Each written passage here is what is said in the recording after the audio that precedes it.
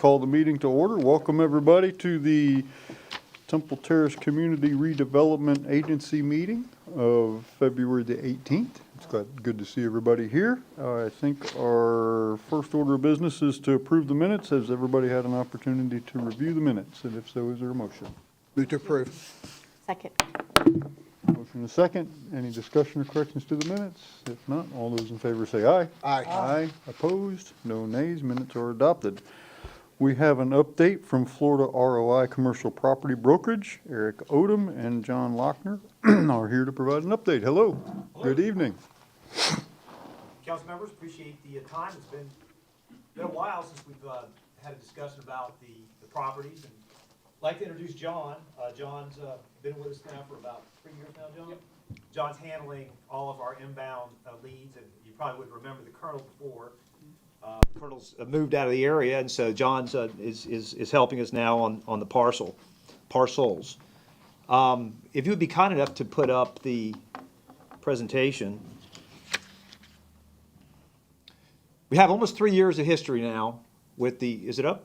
He's working on it right now. Okay. Here we go. We have a lot of history with the property now. It's been almost 3 years, and it's been now to 2 national development, retail development conferences. It's been to 2 state conferences. We've probably entertained, last I checked, we're well north of 100 legitimate folks that have come in and inquired. I'm not saying that they were ready to be proposed for y'all, but there's been a lot of activity on the site. But I don't want to spend a lot of time giving a real estate lecture today. My preference is, as we've done in the past, is just to give you a brief update on what's going on with the market, and then allow you guys to ask questions about about what we think is going on in the market and what we think it's headed. Interest rates that we discussed last time they're actually higher than they were, and that's had a dampening effect for transactions across the real estate market. We also have a new issue that's popped up recently, and we're starting to see that filter through, and that's tariffs.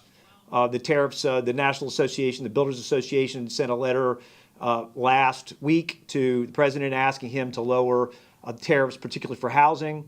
But we're expected to see a chilling effect in the development world over the next however many months it's going to be until we work through where we're going with these tariffs. So these are a couple of issues that we see sort of from a macro perspective that could affect going forward.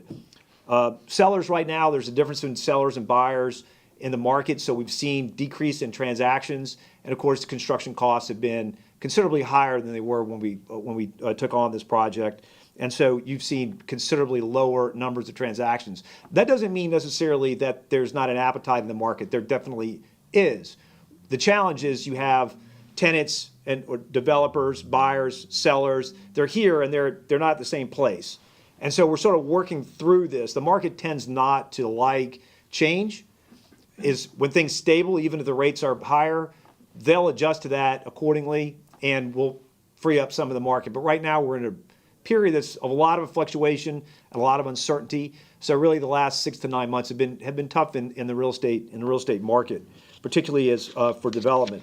But we're seeing a lot of brands, particularly national brands, that are continuing to expand, and it's just taking longer to get deals done. Forgot we even had a presentation here, John. Just busy talking. Turn it green. Turn it green. All right, green is go.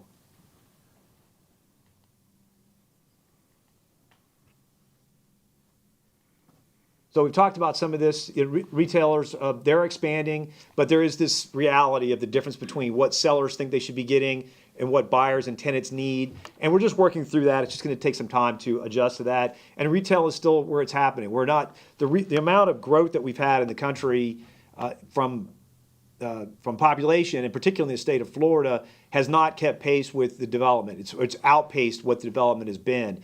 So if you're an investor, it's a great place and time to be in the market, be holding real estate. The reality is that we're just the market's trying to catch up with that. John, do you want to talk a little bit about some of the activity on the parcels? Sure.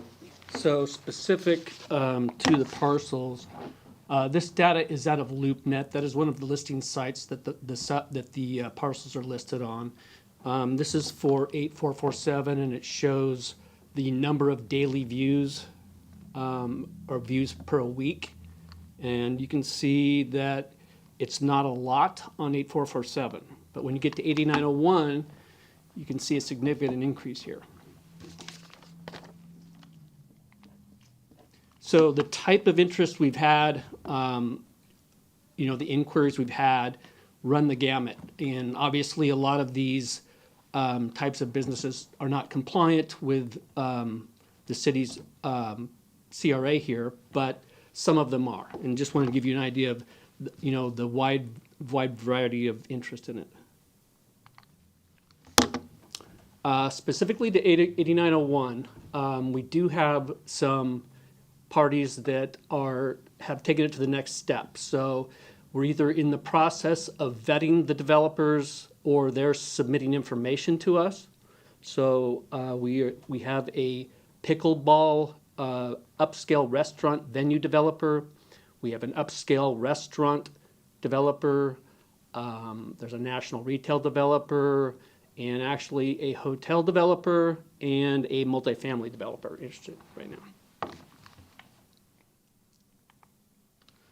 And 8447 has, as mentioned, much less interest, but there is a party that has put together some preliminary site plans to try to figure it out. And this would be multi-use that includes retail with office on the second story, based on his current plans. So that's a quick overview. So just like to open it up, if you guys have questions about what's going on, probably the biggest question I would imagine is, like, you guys have been at it for 3 years now, like, where are we going? What are you thinking? Maybe you guys have your own ideas already about where we should be headed, but I think it's good for us to open it up and talk about that a little bit. Council members, board members? What questions do we have? Board member Chambers. Thank you. With our plans to develop the River Hills property into a park and redo that whole area, the retention area and all that, has that helped generate any interest in these things, or is these properties just standing alone? I don't see a correlation between the River Hills development. I think developers are funny in the sense that they want to see a brick in the ground and then they react to it. So I think what you'll see, there's actual movement there, also with Baba's property to the north of that, we'll probably start seeing some uptick from the park specifically when you start seeing some activity there. Okay, Like but physical activity. when you're presenting this to your clients or the potential clients, are you telling them about the redevelopment and trying to tie in our master plan to make everything walkable? Yes, we are. It's Yeah. part of our materials that are out there. All right, very good, thank you. That's what I want to know. And we really like I'd be careful with the vocabulary of how we describe the pond in the back, Yeah. but I love it. I mean, I think that that's a selling point because it's an area that with a restaurant you could show that, look, you can bring your dogs or whatever, and you can walk around there, and there's a big wide open green space there. So yeah. for Okay, sure. thank you. Yep. Board member Schisler. Yes, in your presentation, you were talking about a value added. I can't remember the, can you go back to the presentation, like the first or second slide?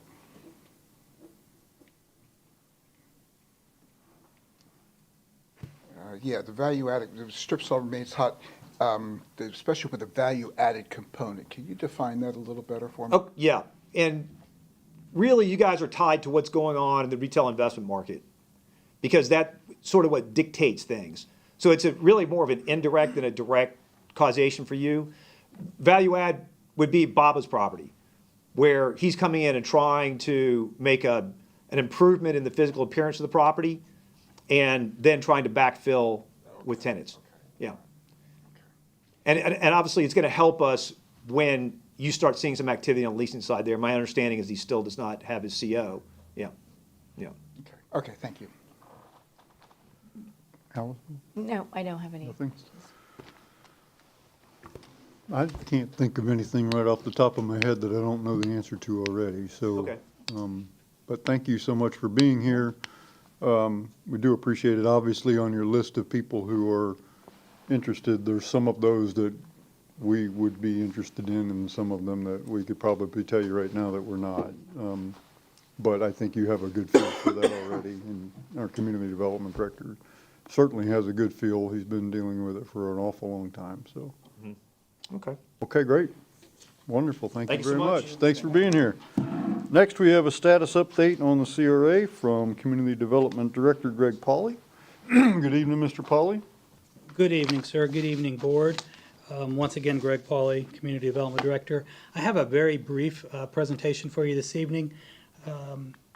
This involves the Checkers Quick Service Restaurant in the CRA located at 8800 North 56th Street, which is in the southwest quadrant of the CRA. On February 11th, representatives met with staff for a pre-application discussion. They are wishing to remodel the exterior appearance of their storefront, if you will. The proposed changes will modify only the appearance of the building exterior. It will not change the site, and there's nothing proposed that will change the building layout. With that said, I would like to show you these two images. The top left image is the one that most people are familiar with. That's kind of that 50 diners vibe that they've used for many years. They are transitioning to a new corporate model which shows the larger image to the bottom right. They wish to, I'm going to call it, give the building a facelift, because this is all facade exterior appearance improvements. They're not changing anything structural with the building, and they're not changing anything with the site. So with that being said, I would like to put this in front of the board just so that you're familiar with it. If you have any feedback you'd like for me to carry back to the Checkers representatives, we'll be more than happy to do that.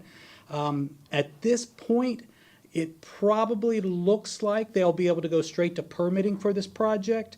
Our code allows them to go straight to permitting provided their proposed improvements do not exceed 50% of the assessed value. So they understand that section of our code, and they tell us as of last week that they can work within that, not to trigger that full site review process. That'll help them get the project up and running quickly, less downtime for the restaurant, and of course, quicker processing as far as getting them through the approvals. With that, I'll be happy to answer any questions you may have. Thank you, Mr. Pauley. Board members? No? I have one. I don't have any idea when this was built, but were there any special conditions of approval when that was originally approved, the site plan and all that was originally approved? To be honest with you, I don't have that available for you right now. I can certainly follow up and get you that answer. I do believe that the development of Checkers predates our CRA. Okay. Which, of course, is why it didn't go through the same process that today's developers would be required to go through. Okay.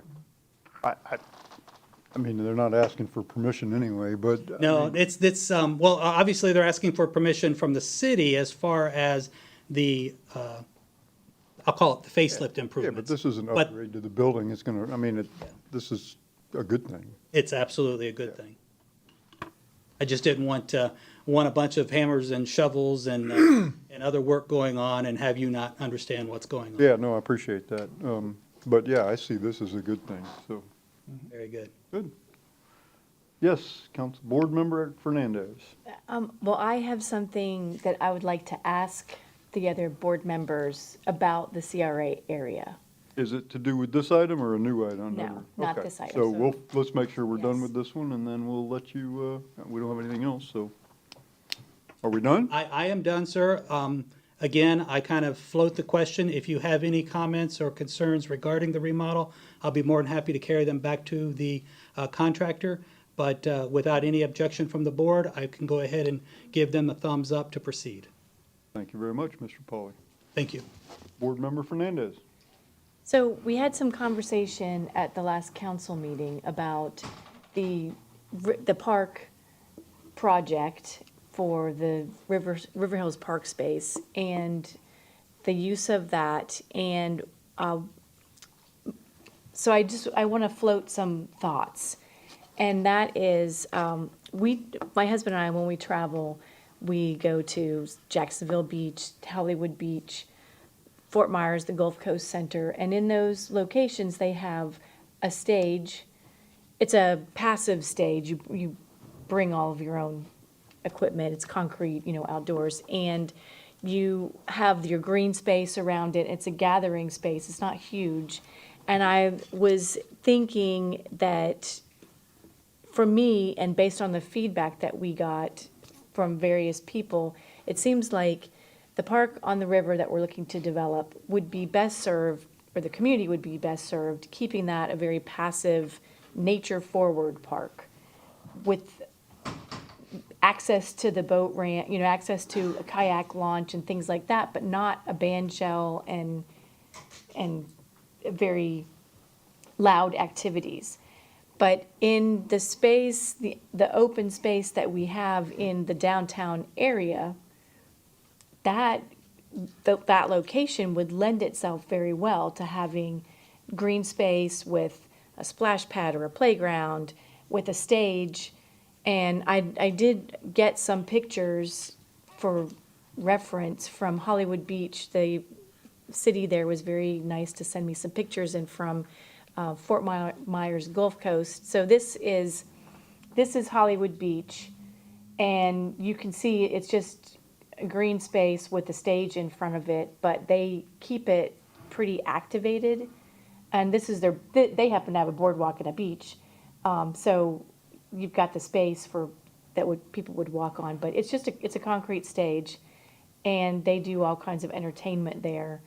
And it's in a very, it's a very public space. It's not a residential space. So sound-wise, I know they have sound ordinances. It's not as, you don't have a lot of houses around it. And then I don't know if you can, in the reel, all right, and then this is the Gulf Coast Town Center, and you can see they've got something similar. I just took this off of Google Earth. Where it's just a central gathering space, and they've got a concrete stage, and then there's some other, I think I sent over some other pictures. So they've got a little playground space, and then they've got a stage with, again, like basically just AstroTurf in front of it, and they host events there when we go. They have, and actually we just came from St. Augustine, where they have Colonial Oak Park with the stage, and they go off, they have a hard stop at 10 for the sound. But anyway, these are very commercial locations that seems like interfaces very well with having something like this. It's very active, but I don't know. It's something I think would add a lot of value to the area, but obviously, I don't know what your thoughts are. What would we do with the project we already have? You mean the one The going, Riverside Park and No. and the Springdale? saying, keep it going exactly as it is, or not maybe exactly, but be very nature oriented? Oh, it is. And We're not not a- putting a bench shell there. Right, that's my point. And then, so that's more like walking on the boardwalk, looking at the river, launching your kayak and your canoe. But this space downtown, in where it fronts 56th Street, could have more noise and be more active. So that's just a Well, thought I have. We did talk about this same concept, but it's got some cool components to it, like festival grounds. You could have the arts festival there, the craft beers. It would be a great place to do some of that. The reason, going back a couple years, that we decided not to do that and pursue Riverside was that, the whole live, work, play balance that we've heard about for 30 years now or whatever. You got to have a certain amount of density. You have to have people that live there. So we do have the apartments. We have, so there are people we got to have that component. We have to have the play part, which is what we're trying to do, but you also have to have the restaurant, I mean, you have to have the other piece. And if we go too far in any one, we build all apartments, we have no play, we have no business, we just have apartments.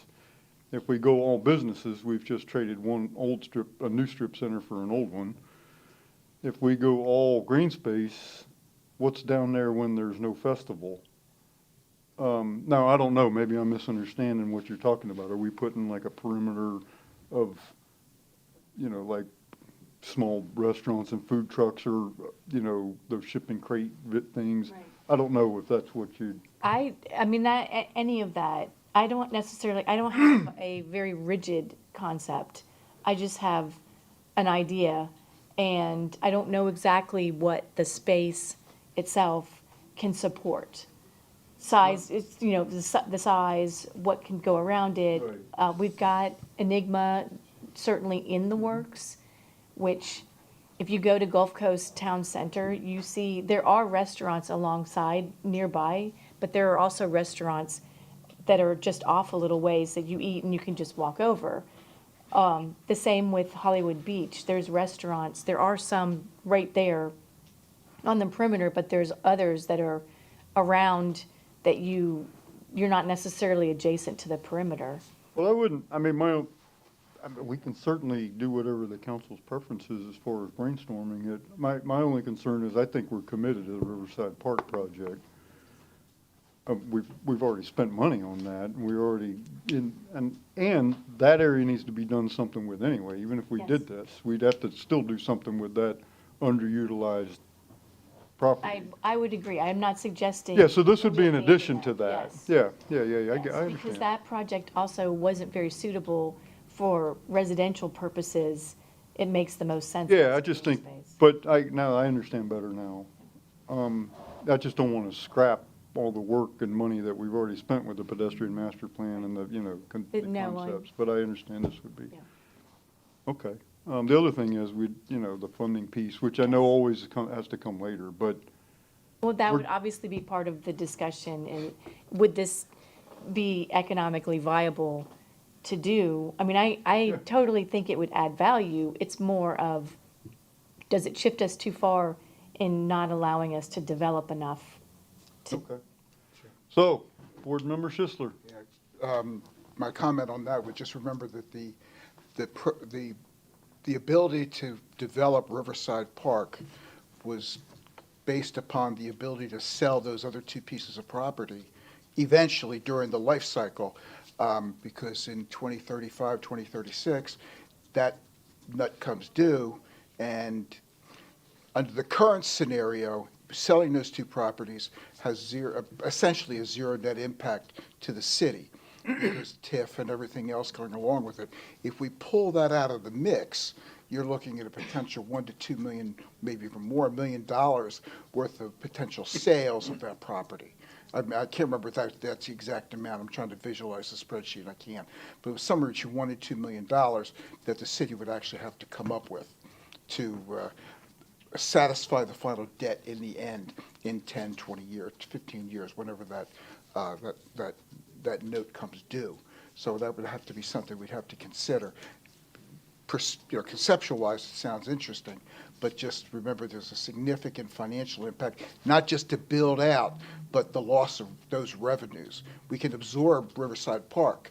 It's going to be a little harder to absorb the other, and that's a legacy we're going to be leaving for somebody else to deal with. Well, and that's where my question is to this board.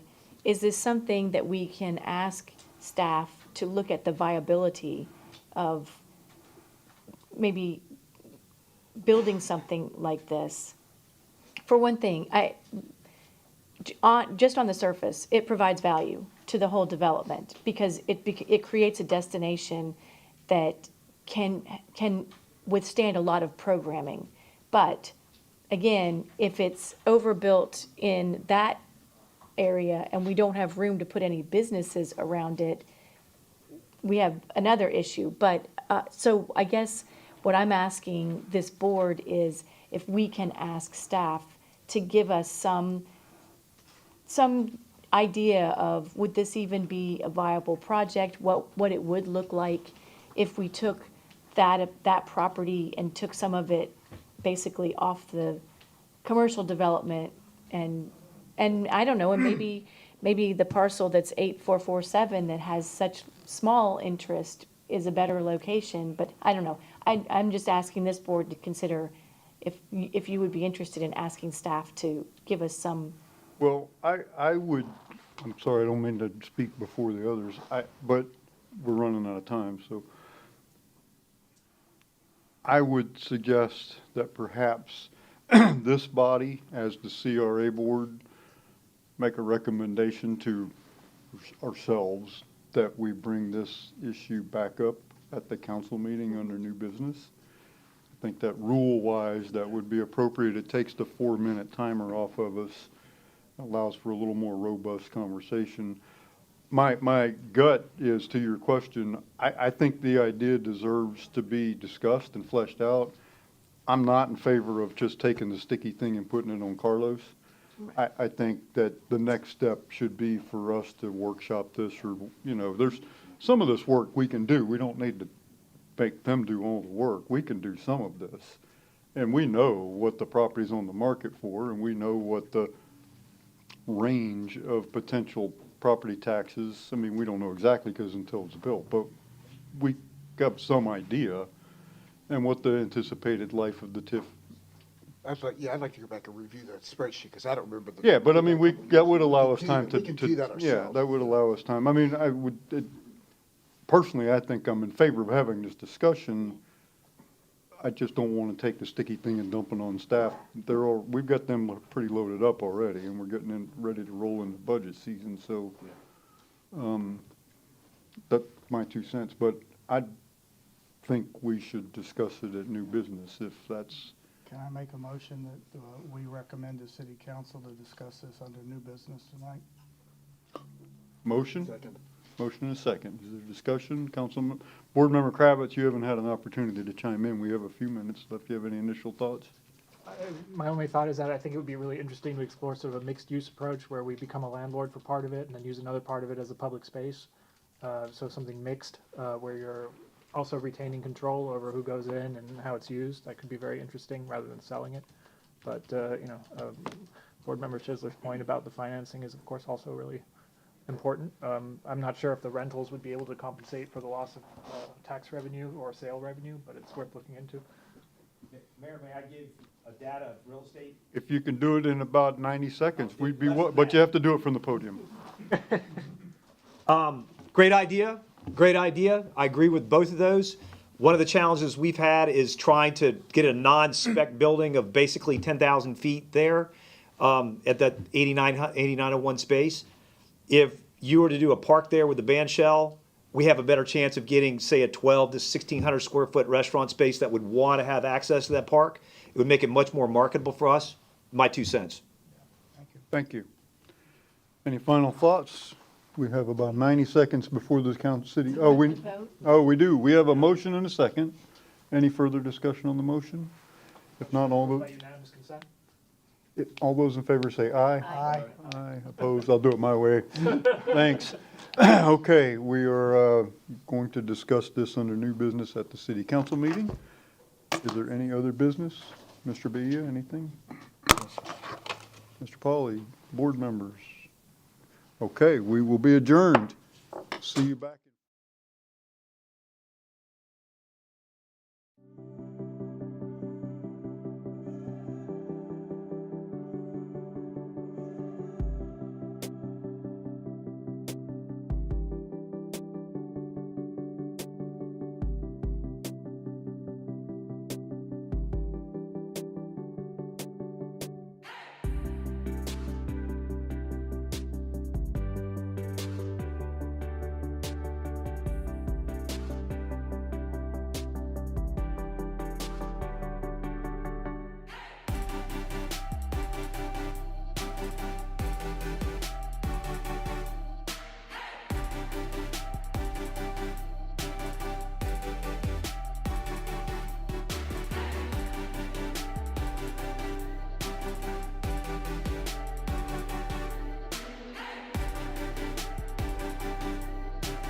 Welcome, everybody, to the February 18th meeting of the Temple Terrace City Council. I'd like to remind everybody to please silence your electronic devices, and if you would, please stand and join me in the invocation and the pledge. Lord, we begin our meeting tonight with gratitude that we live in a country where we are free to govern ourselves.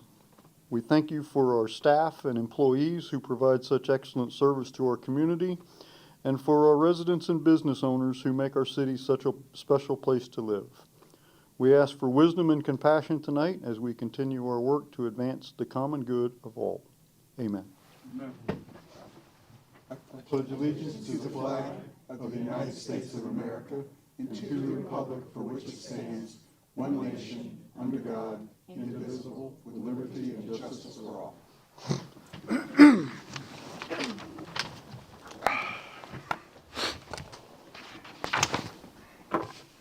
Thank you. And so, see a few new faces, or people that don't visit us very often, or people that this is their first meeting. And so we have a new tradition, if you can use those two terms together. We have a new tradition whereby we begin each meeting with a fun or interesting fact about our city or about the region. And so we alternate that duty down the dais.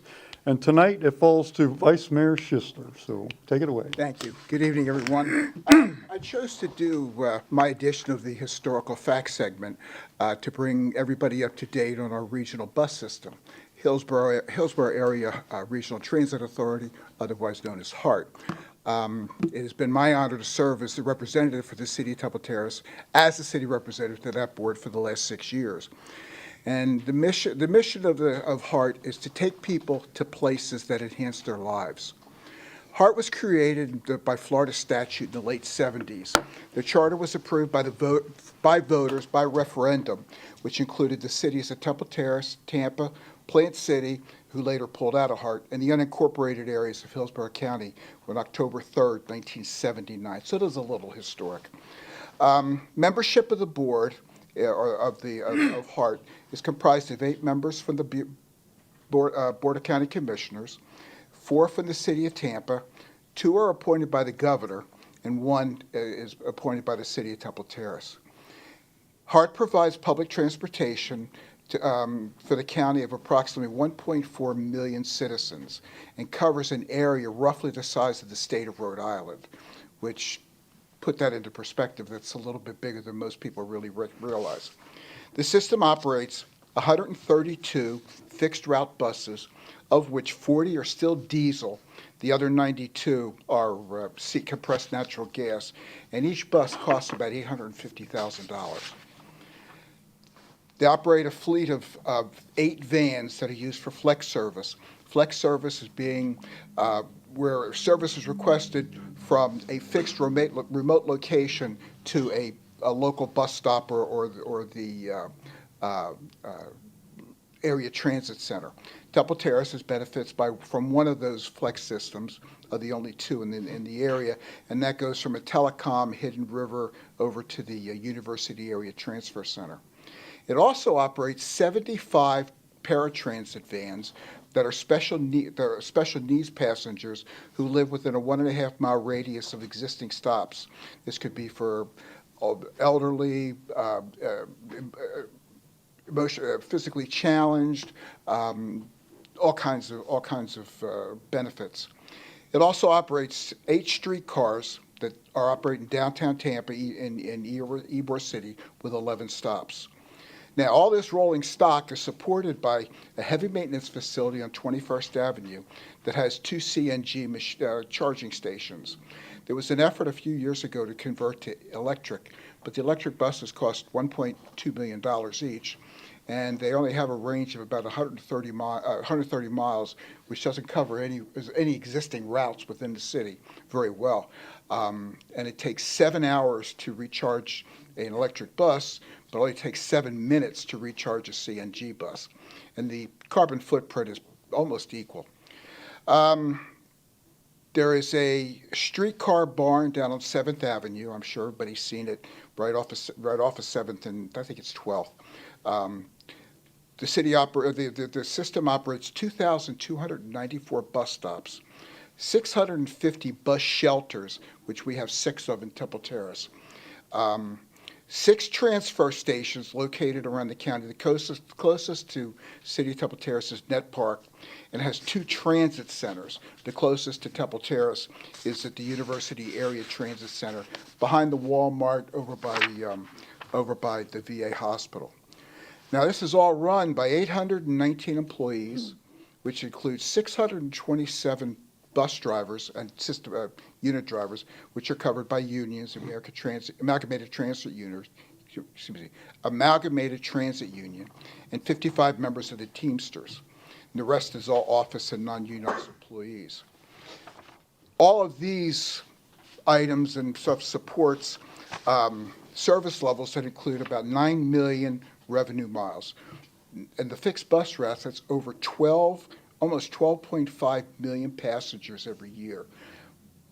The paratransit does a little over 275,000, and the streetcars do about 1.6 million passengers a year, for a total of 14.3 million. This is all done on 31 fixed routes that covers the greater metro area, the 2 fixed routes, the 2 flex routes, which I talked about earlier. Temple Terrace currently enjoys 3 of these routes. The Route 6, which goes across from the University Transit Center, down Fletcher Avenue to 56, goes all the way down 56 to Net Park, and then ultimately goes down into Tampa. That is the busiest line in the entire system.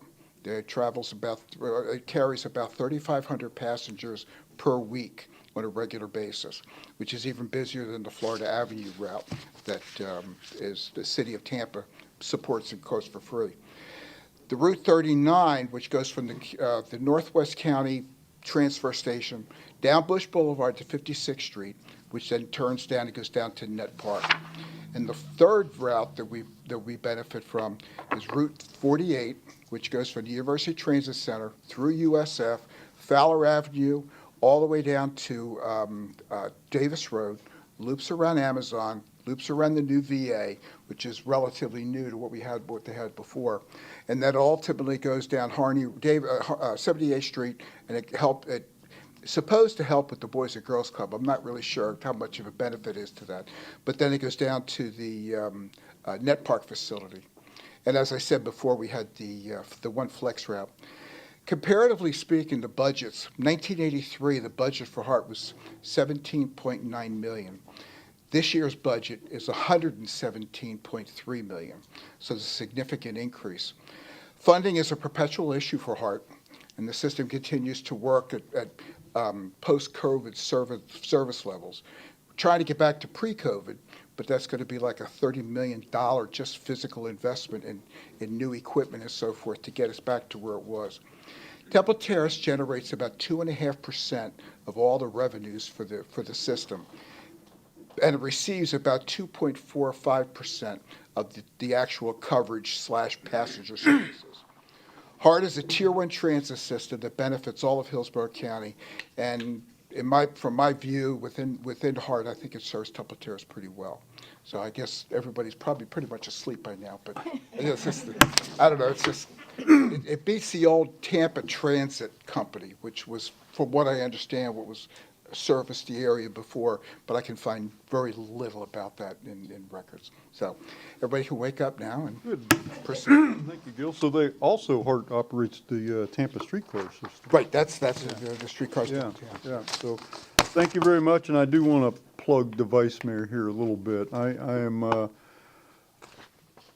I know I'm friends with many of the members of the Hart Board, and when the Vice Mayor says he's on the Hart Board, he's understating his role there. He's one of the most active and valuable members of the Hart Board. And I hear that not only from one member who may just like him or something, but I hear that from all of them. And so thank you for your service, not only to the City Council, but to the Hart Board. And sometimes I think that takes more work for you than the City Council. So just a little plug on him too. So thank you. So Brian Hill, would you like to come to the podium, please? And I trust somebody's in there running the video room. Okay, Mary is, because I've been worried this whole time about the camera view, and like, okay, Brian's here. We're just going to leave it on this camera the whole time. We want to recognize you. I'm going to read from the script, but this is a very heartfelt recognition of Brian as our Employee of the Month. And I do think every month I say this, but you know, the bar is so high around here with our employee performance that Employee of the Month here is really a difficult thing to get, because we have some very high-performing employees, and to single one of them out, I'm glad I'm not on that committee, because that's got to be, we get some really, really good submissions. So, Brian Hill is being recognized as January's Employee of the Month because of his exceptional team working skills, his ability to solve problems, and his positive attitude. Also, your ability to shoot movie-quality videos on a, you know, $800 budget. Since Brian has been with the city, he has repeatedly proven to be a valuable asset. He's very experienced with digital communications, and what he does not know, he will research and find out, because city employees rely on him for his technical advice and knowledge. He is also constantly challenging himself to advance the city's communications technology abilities to be more efficient, advanced, and reliable. Not only is Brian proving to be a master in his field, but he has a positive attitude and goes out of his way to assist other employees with technical issues. Even though Brian has recently faced challenging personal issues, he has not prevented him from giving 100% to his coworkers in his job. In fact, he has spent considerable number of hours after his shift ends completing existing projects and starting new ones. As an example, his recent work on the city's Rock the City video was creative and masterful. With everything he has going on, his easygoing nature never wavers. He always has a smile on his face and a good word to say. Brian deserves to be acknowledged and recognized as an exemplary employee and the city's January Employee of the Month. And so, I have to tell you, as somebody who works a lot with Brian, shooting videos, and he really is a master at what he does. He can really take anything and make you look reasonably good, which is not easy to do.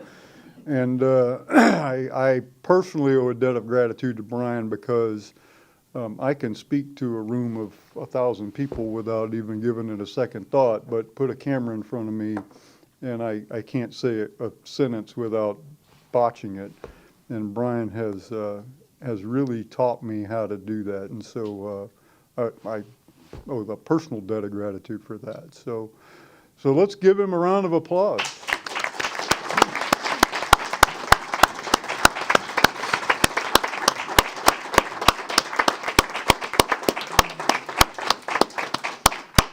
And now for once, you get to speak on camera. I know, this is weird for me. First, thank you. This means a lot. I think this has happened one other time in the past, but that was during COVID, when we had to move everybody outside and separate everyone out. But I want to thank the council. I want to thank Carlos. I want to thank the employee committee. Putting this together, getting the recognition is really quite amazing. I love it. It's more than I could ever expect. And I want to say thanks to Maria and Mary. Mary's killing it back there, for taking over and really helping me make this team as efficient as we possibly can be. And it's because of them that I'm here. So thank you, everyone. I really mean it.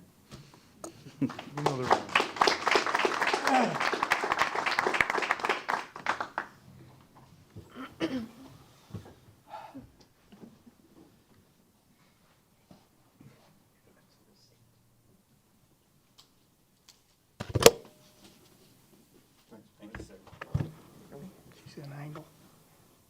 One more. Thank you. Thank you, sir. Thank you.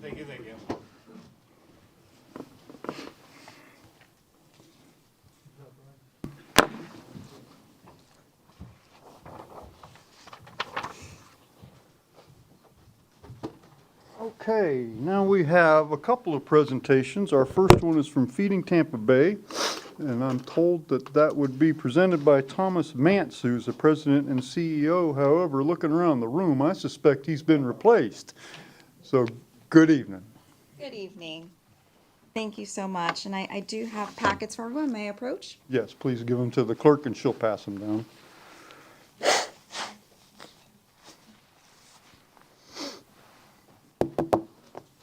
Thank you, Mayor. As the mayor stated, I am not Thomas Mance. My name is Lorena Rivas Hardwick, and I am the Chief External Affairs Officer for Feeding Tampa Bay. Mr. Mance sends his regrets. He had a sports injury, which he is getting looked at as we speak. So he apologizes for not being here. But I'm so happy to join you, and Mayor, I can attest with Councilman Schisler. I worked at Hart for a few years, and he was a board member there. I mean, he's absolutely wonderful. So thank you, Councilman Schisler, for all you do for the community and for all of you today. So on to our annual report, which you have in front of you and on the screens here. Feeding Tampa Bay, we are, for those of you that may not be familiar with who we are a food relief organization here in West Central Florida. We cover 10 counties. We have about 1 million lives in our care. And the counties go as far north as Citrus, and we go as far south as Highland. So that's West Central Florida, all those 10 counties in between there. The individuals and all, let's see.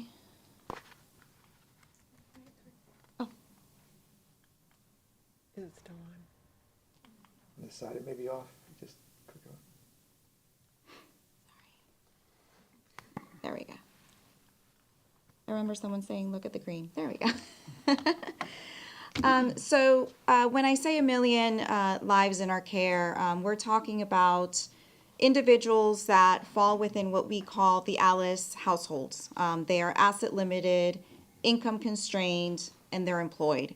They are families that every day are facing challenges, whether it is having to choose, if it's senior on a fixed income, having to choose between prescription medications and or providing a meal for themselves and or their family. It could be mom, dad, and all of a sudden an older parent moves in, so now there's an extra person in the household that they have to provide for. As you see these numbers, I pulled some numbers from the city of Temple Terrace just to kind of showcase, what we're looking at. But basically what we're seeing is about 16% of our population of children in the state of Florida are living in poverty. And 46% of the entire population of Florida fall within this ALICE household, which is someone, family that's making about $54,000 a year. But living in this community that we live in this metro area that we live in, you probably need about $95,000 to actually make ends meet. So there's always a gap. What we do with Feeding Tampa Bay is not only are we providing the food resources, but we're also providing other human services as part of it. We have evolved as an organization. We've launched a strategic plan. We have a new mission, which you saw on the opening slide, which is people-focused solutions.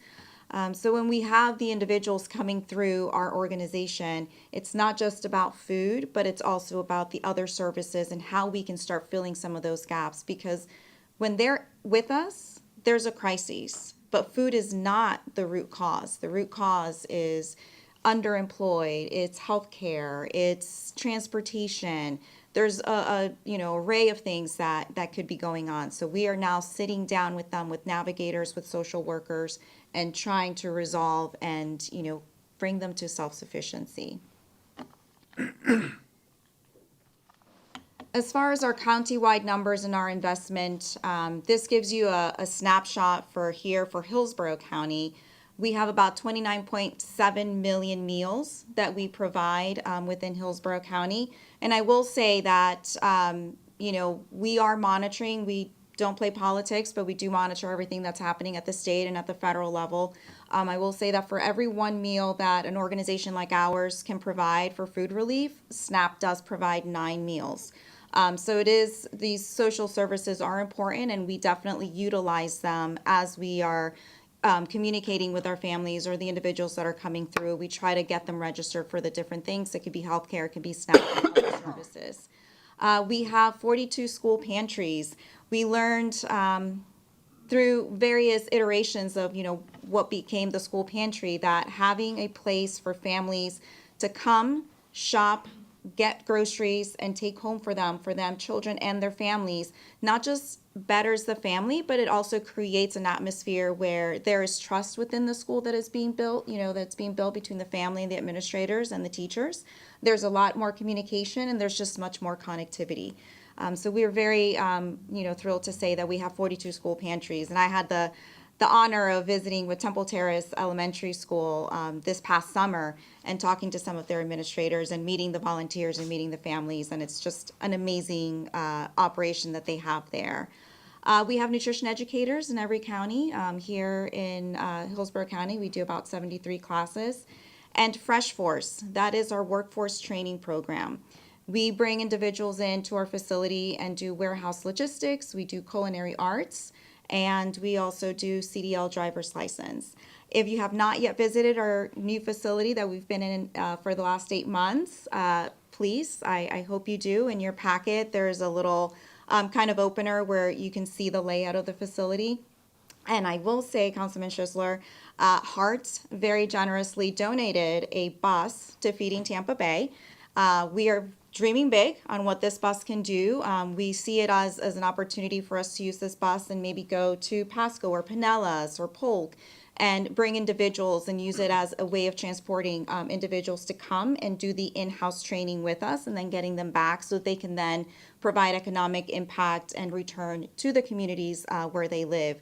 That $5.4 million in economic output through a Fresh Force program, it's a little bit of a dated number. We did this study a few years ago after the program had been running for a couple of years. And what we realized and what we noted was that 86% of the individuals after 2 years that had gone through the program, about 100 of them, were still employed.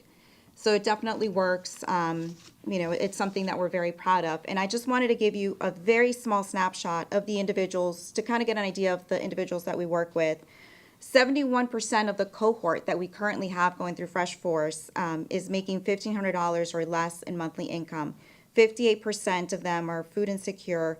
25% are living in transitional housing. So that could be a shelter and or they're couch surfing. But those are the community members that we're impacting.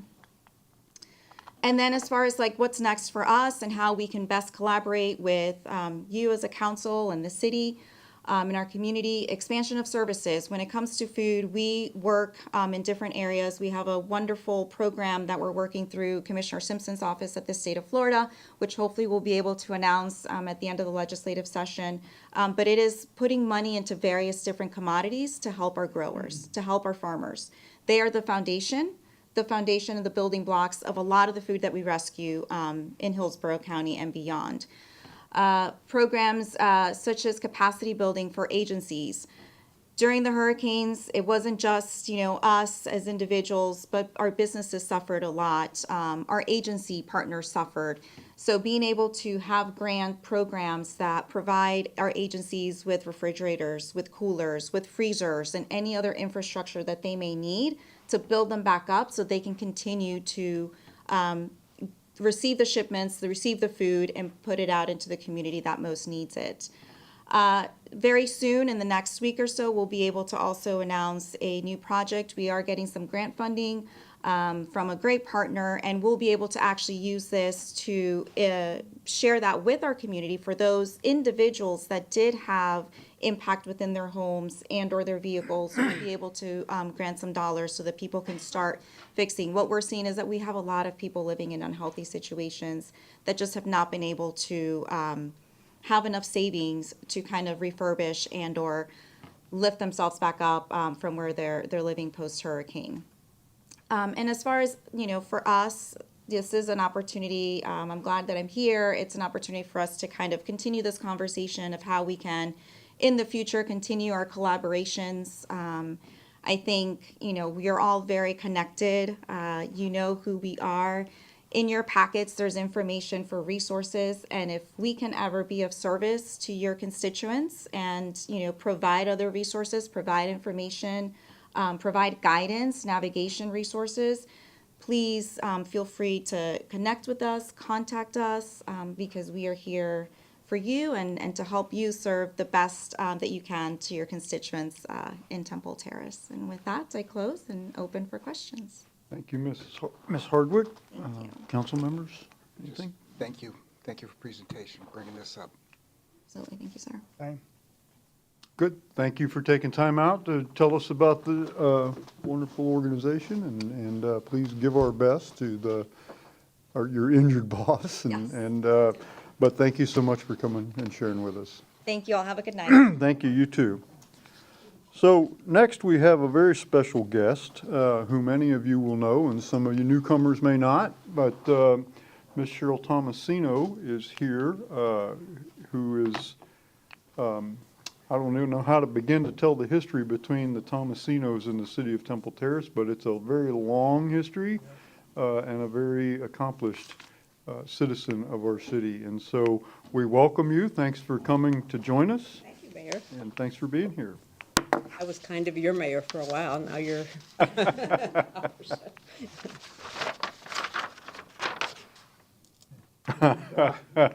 You know what that means? The building is finally sold. Paul hired me on August the 27th of 1972. I always had some responsibility for that building. It was just, we literally were tearing out 3-inch rust-colored shag carpet. He had just bought it. You remember that? Better tell them which building you're talking about, because not Oh. everybody knows. Well, you said, okay, 234 Bullard Parkway. There we go. That's the one at Ridgedale and Bullard, the old. Yeah. It has been a blessing and a curse to us and to the city, I guess, too. He bought it, he had only started his own business, just moved out of a one-room office in the, what was called the Lightfoot Shopping Center. I don't know what it's called anymore. He loved the building, I will tell you that. And it was very hard when we had to sell it. Well, we didn't have to sell it. We put it up for rent and had many, the Whittemores and other realty groups, and I can't even remember who all else has been in there. And but then after we sold Sherwood and everything, the time had come for us to do some different things. And Paul,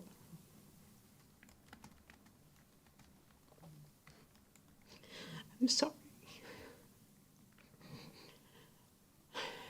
We had to move to make arrangements.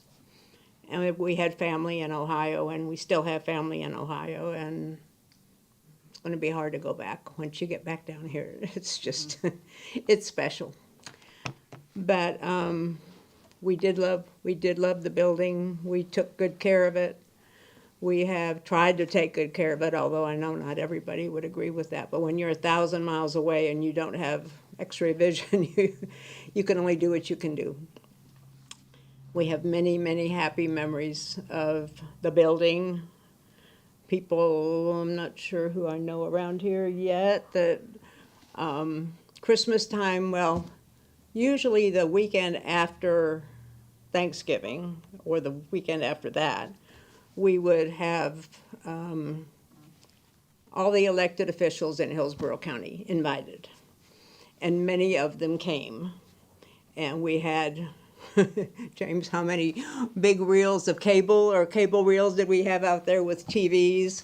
And so you could watch the Florida game or the Florida State game, and you could decide who you were rooting for at that time. It's been quite a time. It's been amazing. But we have a new owner. And what I think is interesting is 6 years ago when we sat down before we left here with a broker, and he asked Paul, what do you want to sell the building for? And as was pretty typical, he gave a number. I'm not going to say the number,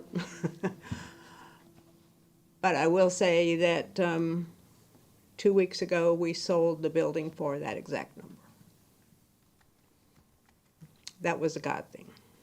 That doesn't happen otherwise over that period of time. But we are very happy to have sold the building.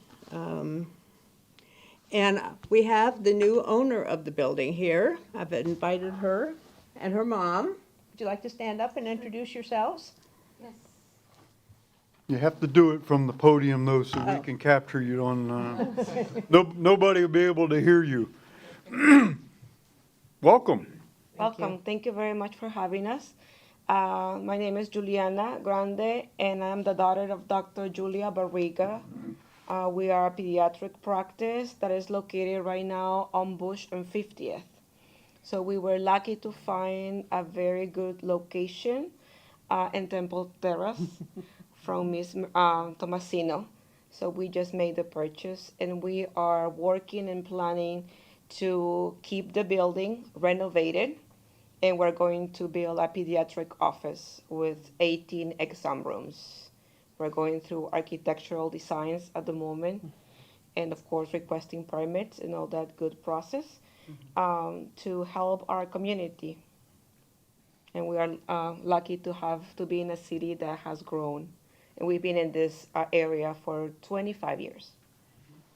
And many elementary schools in the area. Yes, And we're junior lucky. high, you've got more than a clinic can probably handle.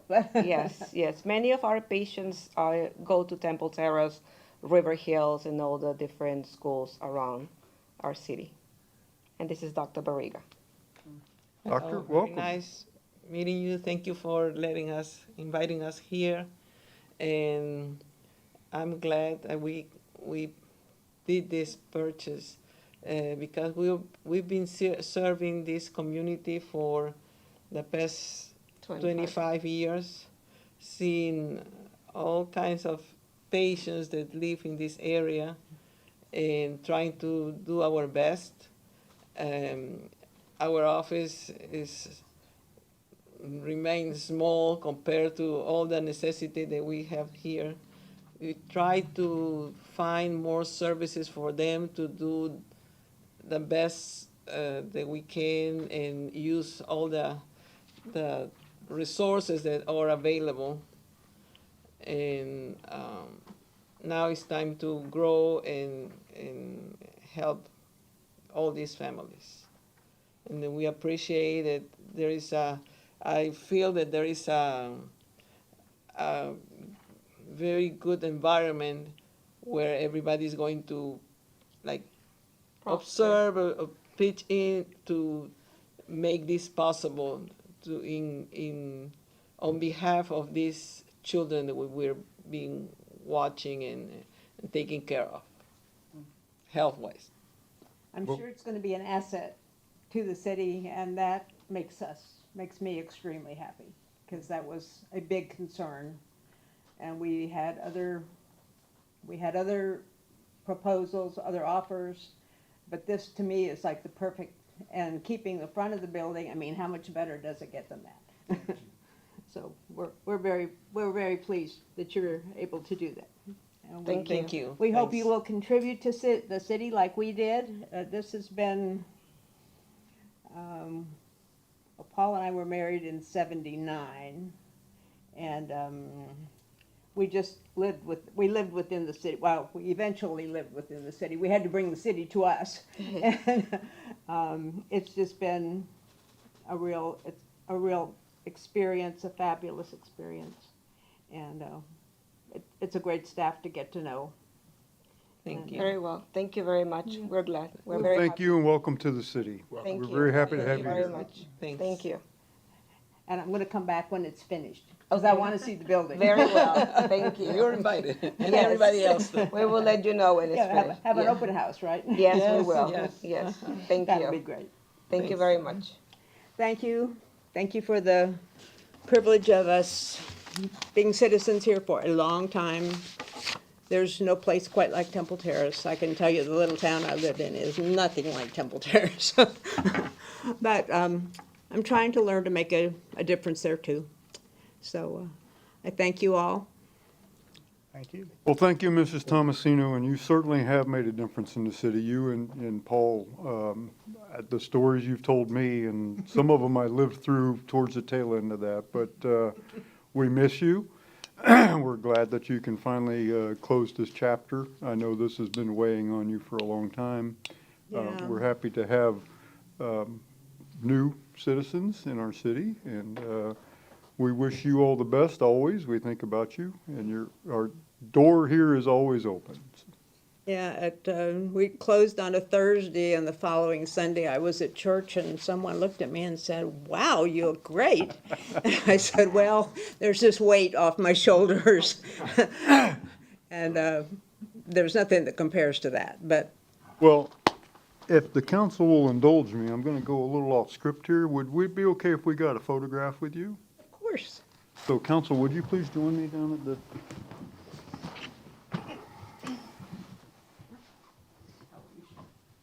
How are you doing? We're gonna put you in the center.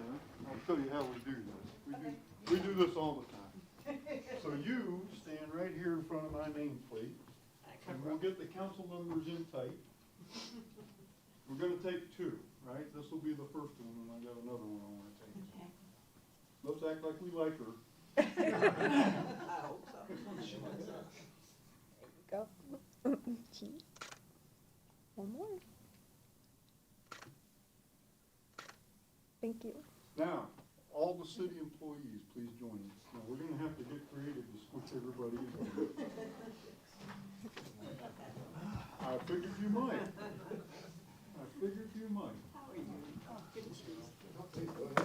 So, Maria, you're gonna have to help us. You figure out what you want, how we're gonna switch in here. All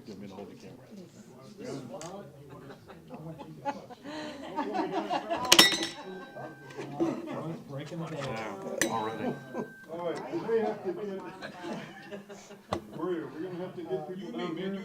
There you go. Yes. All right. Thank you. Yeah, I don't have anyone, let me get my phone. Need us to move this? Yeah, I was gonna move this to the side. That's all right. People can get. Yeah, can everyone angle inwards? Not you, you're in the middle.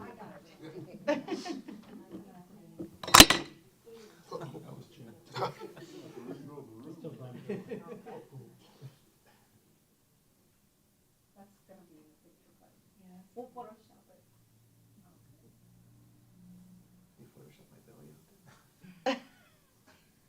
Great. I got everyone. All right.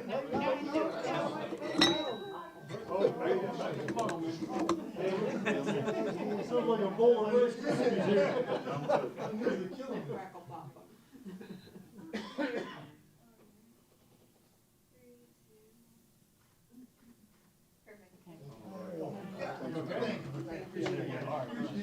We have lunch tomorrow. I don't know.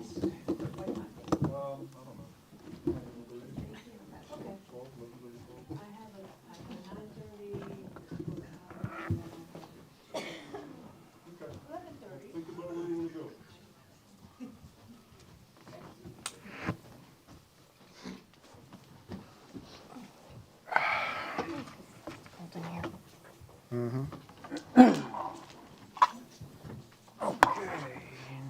Has everybody had an opportunity to review the minutes from our February 4th meeting? And if so, is there a motion to approve them? Move to approve. Second. Any corrections to the meeting minutes? If not, all those in favor say aye. Aye. Aye. Opposed? No nays. Persons wishing to be heard on items not listed on the agenda or items on the consent agenda. There are forms in the back of the room across from the police chief. If you wish to address the council, you can fill out those forms and hand them to the city clerk. I currently have one request to speak from Mr. Loeb. Mr. Loeb. Good evening, my name is Charles Loeb, Terrace Park.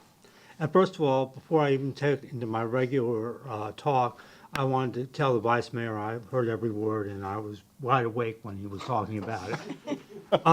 Now, the main thing I wanted to talk about tonight is that the thing I was talking about last time, and that's the Johnny Bench Invitational and the and anything for the same reasons I wanted to talk about it as last time. Number one, I wanted to see if we could find, find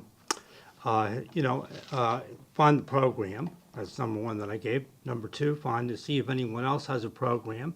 And number three, see if we can have experiences from people that actually were at the event in 1972. Councilwoman Fernandez told me that her mother was actually at it and meant Glenn Campbell. And I thought that was very interesting to know. Unfortunately, within my memory, there's only 3 autographs I remember within the program. That's Johnny Bench, Lou Pinellas, and Max Baer, who was Jethro on the Beverly Hillbillies. Now, how I fit into this program is about 4.5 decades later. I found it in a thrift store, the autograph program, and I offered it to the city. I did want to get some bus passes for the kids, but I kind of took care of that. But first, I went over and I looked to see if you all had the golf program. No use giving you a program that you already have. So anyway, make a long story short, that I went over, went downtown on January of 2019. I got them to, let's just say I suggested that they give free transportation to the kids, or keep those back to school passes they used to have in January at the time over the summer. But the county commission, or the hard board, voted to give the kids transportation for free, so therefore I had no reason to keep the program, to give it to you all. I recall that I got a little gift card for it, and I also heard I got a donation to the youth around here, which is good from my point of view, that it helped for the program from the past through the future. Now, this program you also might have other golf programs from other times, so that you all would want to go look into it as a part of your history, especially with your big event coming up on May 3rd. At any rate, I hope it can be found. If not, I hope someone else has another program, and I hope we can get more stories, and maybe the Beacon will be kind enough to print some stories if people do have memories from back at that time. Thank you and good evening. Thank you, Mr. Loeb. Are there other members of the public? I currently have nobody else signed up. Okay. Council members, is there a motion to approve the consent agenda? Move to approve the consent agenda. Second. Motion second. All those in favor say aye. Aye. Aye. Opposed? No nays. Consent agenda is adopted. Next, we have a resolution approving the purchase and installation of carpet at the Temple Terrace Library from Shaw Integrated and Turf Solutions. And Mr. Langfield is here to explain. Good evening, sir. Good evening, Mayor, members of City Council. Carl Langfeld, Leisure Services Director. I'm here before you tonight requesting approval of a resolution approving the purchase and installation of new carpet at the Temple Terrace Library. This purchase will be from Shaw Integrated and Turf Solutions in the amount of $173,467.48. This will be utilizing the Florida Department of Management Solutions contract 3016170-24-SRCWL-ACS. This piggyback has been reviewed by our finance department and found to be consistent with our purchasing procedures. This project will include recarpeting the main library floor, meeting rooms, study rooms, and office areas. It will not refinish the floors in the bathrooms, main lobby area, kitchen, and one of the offices, which either have tile or VCT on them currently. The project will include removal and disposal, of all existing carpeting. This project did come in significantly over budget. However, we do have the funds in our budget to cover the cost of this year, but will require the postponement of the library bathroom renovations to a future fiscal year. This was discussed with and approved by the library staff, who felt it was very important to get the library carpeting done now, as that library carpeting is approximately 30 years old at this point, and showing its age through fading and excessive wear in high traffic areas. When we started looking at how we were going to be refinishing the library floor, We spoke with other library directors in the area, as well as different contractors, as to what the best flooring options were to be for the library, whether it would be with carpet squares, VCT, LVT, and other opportunities for flooring. What we found from talking to some of the library folks who have these other types of flooring, that cost-wise and with sound mitigation-wise, that carpeting is the best way to go. It is the most cost-effective way, and it also does the best job at mitigating sound in the library, which we all know is very important for that quiet environment. Library squares, carpet squares offer the opportunity to easily remove and replace a damaged section of carpet should it get stained or something spilled on it without too much effort. Libraries present a very unique challenge when it comes to reflooring, and you look at the price of $170,000+ to redo the carpeting in the library. The library book stacks have to be moved in order to replace the carpeting. There are very, very few contractors that have the equipment necessary to pick up and move these stacks and put them back properly. Plant City's library just went through a reflooring process in their library. The contractor that they hired thought they could do it. It took a project that was supposed to take about a week and a half, 3 months to complete, because their contractor was ill-prepared to manage the library book stacks. We found the contractor that will be doing the project in the Temple Terrace Library through discussions that we had with the head of the Hillsborough County Library Cooperative, who recommended him as somebody who has a great deal of experience specializing in libraries. He came out to the library on a couple of different occasions. We spoke at length about how the process is undertaken to move the library stacks and the very specialized equipment that his company owns in order to undertake moving those stacks without having to pull every book off of the shelf, put it in a box, keep it in order, and then put it back. They can pick the stacks up just the way they are, move them, do the carpeting, pick them back up, and put them back in place. Very specialized process to do. The project will take about 7 days to complete. During this period of time, the library will be closed to the public. Staff will work closely with the PIO's office to inform the public of other library branches available for use as part of the Hillsborough County Public Library Cooperative, as well as providing updates regarding schedules for reopening. Staff affected by the closures will continue to work on administrative tasks, such as gathering statistics for state aid reporting, developing summer programs, painting a staff office, and several employees have indicated that they would take paid leave during the time that the library will be closed. I stand for any questions you may have regarding this project. Thank you, Mr. Langfield. Are there members of the public who wish to comment? Seeing none, council member questions. Councilmember Fernandez. I have a question. Yes, ma'am. For the price, you've said that it's higher than what we had budgeted for. What caused that discrepancy? When we were initially looking at redoing the carpeting, we had called some contractors out to come and take a look at this. What we failed to articulate properly and what they failed to consider is the extreme effort required in moving the stacks. They looked at it and said, okay, we have a 20,000 square foot location. This is what it costs to do, a square foot of flooring when you're putting carpeting down, without taking into account we've got to pick up about 60 stacks of library books, DVDs, et cetera, and move and relocate and get done underneath them and put them back. That's what caused the big difference. Okay. Other questions? Councilmember Vice Mayor Schisler. I had three, but you already answered two of them. How far over budget is it? The flooring budget was $100,000. We had $75,000 for the bathroom renovations. So we are under the total dollars that we had budgeted for the projects within the library this year, but we will have to push the bathrooms out. All right, thank you. My other questions were the employees and what they're going to be doing, how long the library is going to be shut down, but you already answered those. Thank you. Other questions?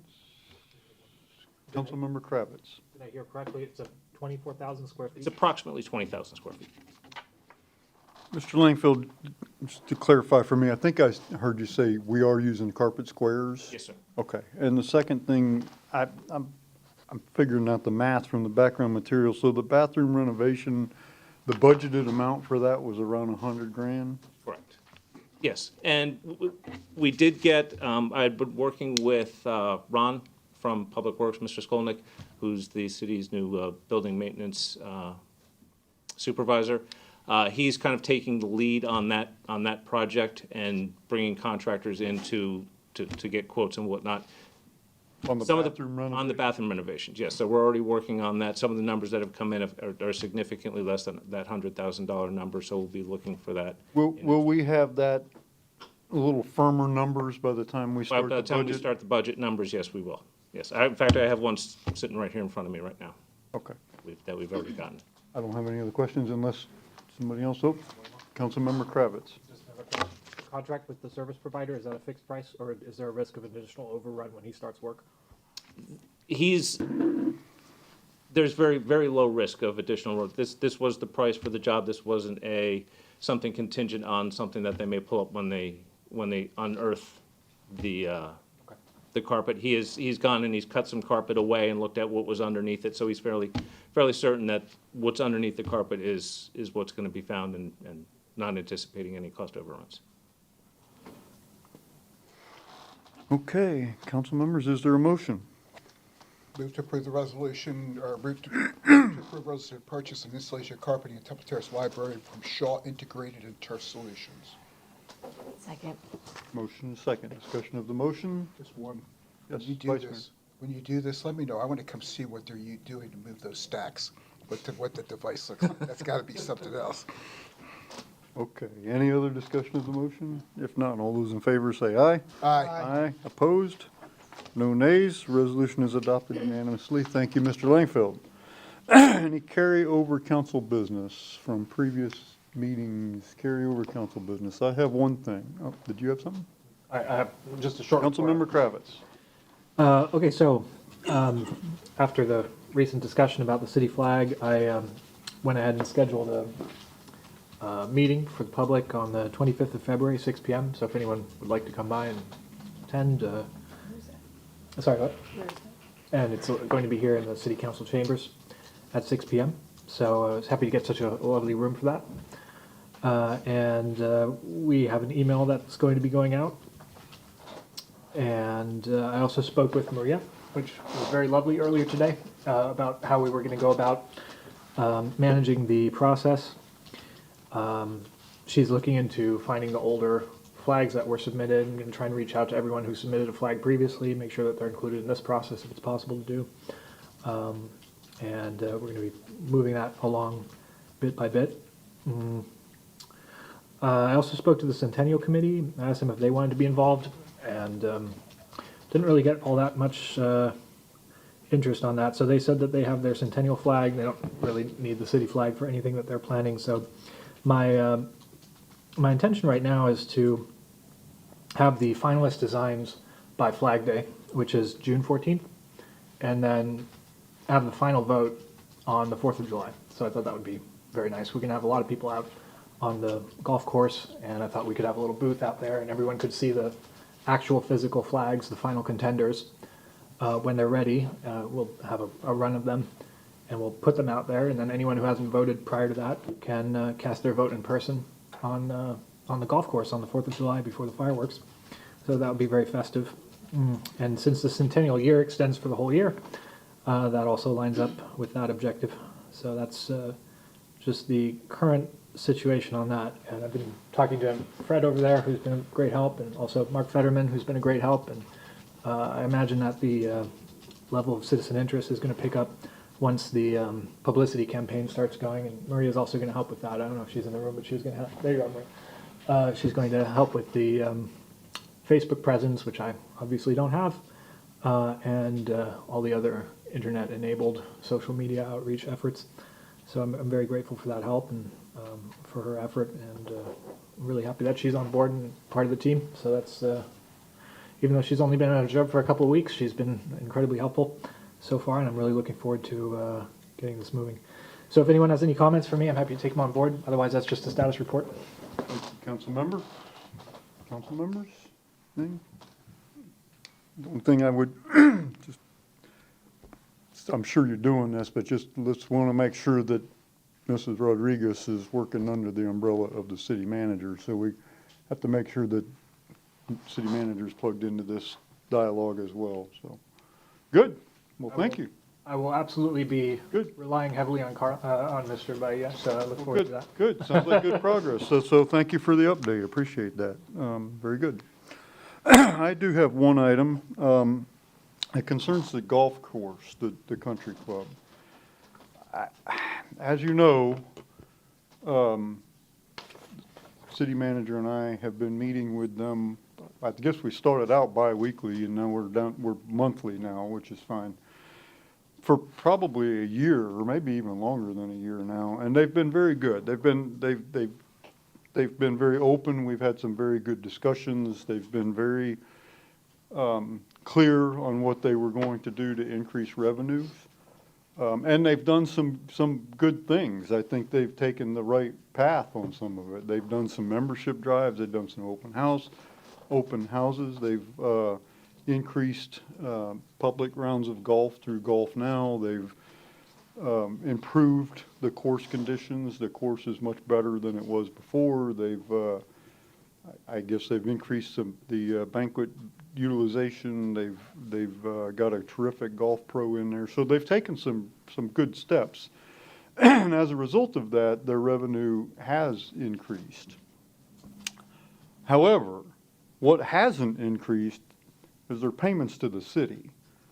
And they come in, it's frustrating. It's extremely frustrating because as a member of the Strategic Advisory Committee, Vice Mayor Schisler is supposed to be getting their financial reports and their P&L sheets from them on a regular basis.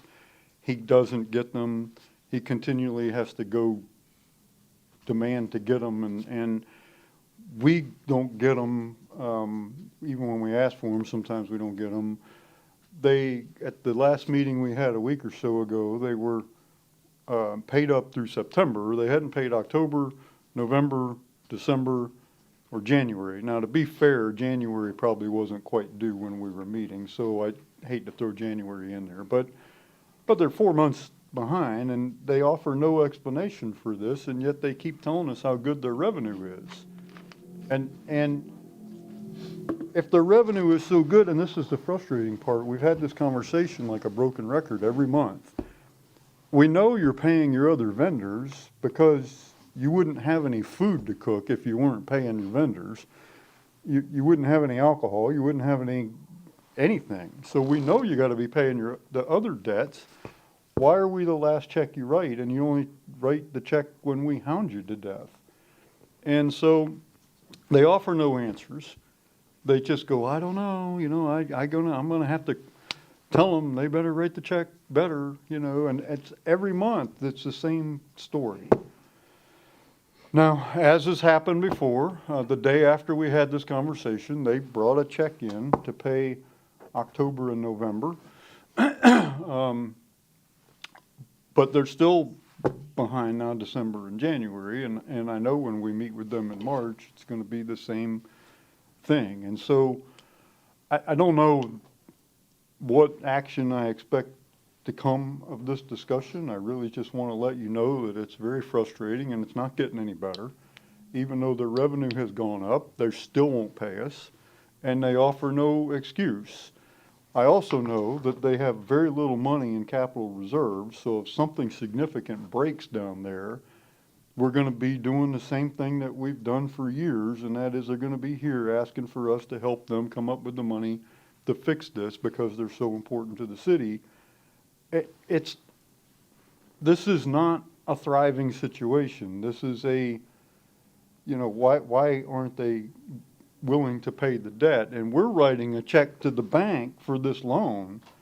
And, it's not that I have a personal axe to grind with the country club. I don't. I write them a check for $85 every month for the privilege of doing that. I mean, I'm subsidizing them. I'm a social member. I haven't been there in I don't know how long.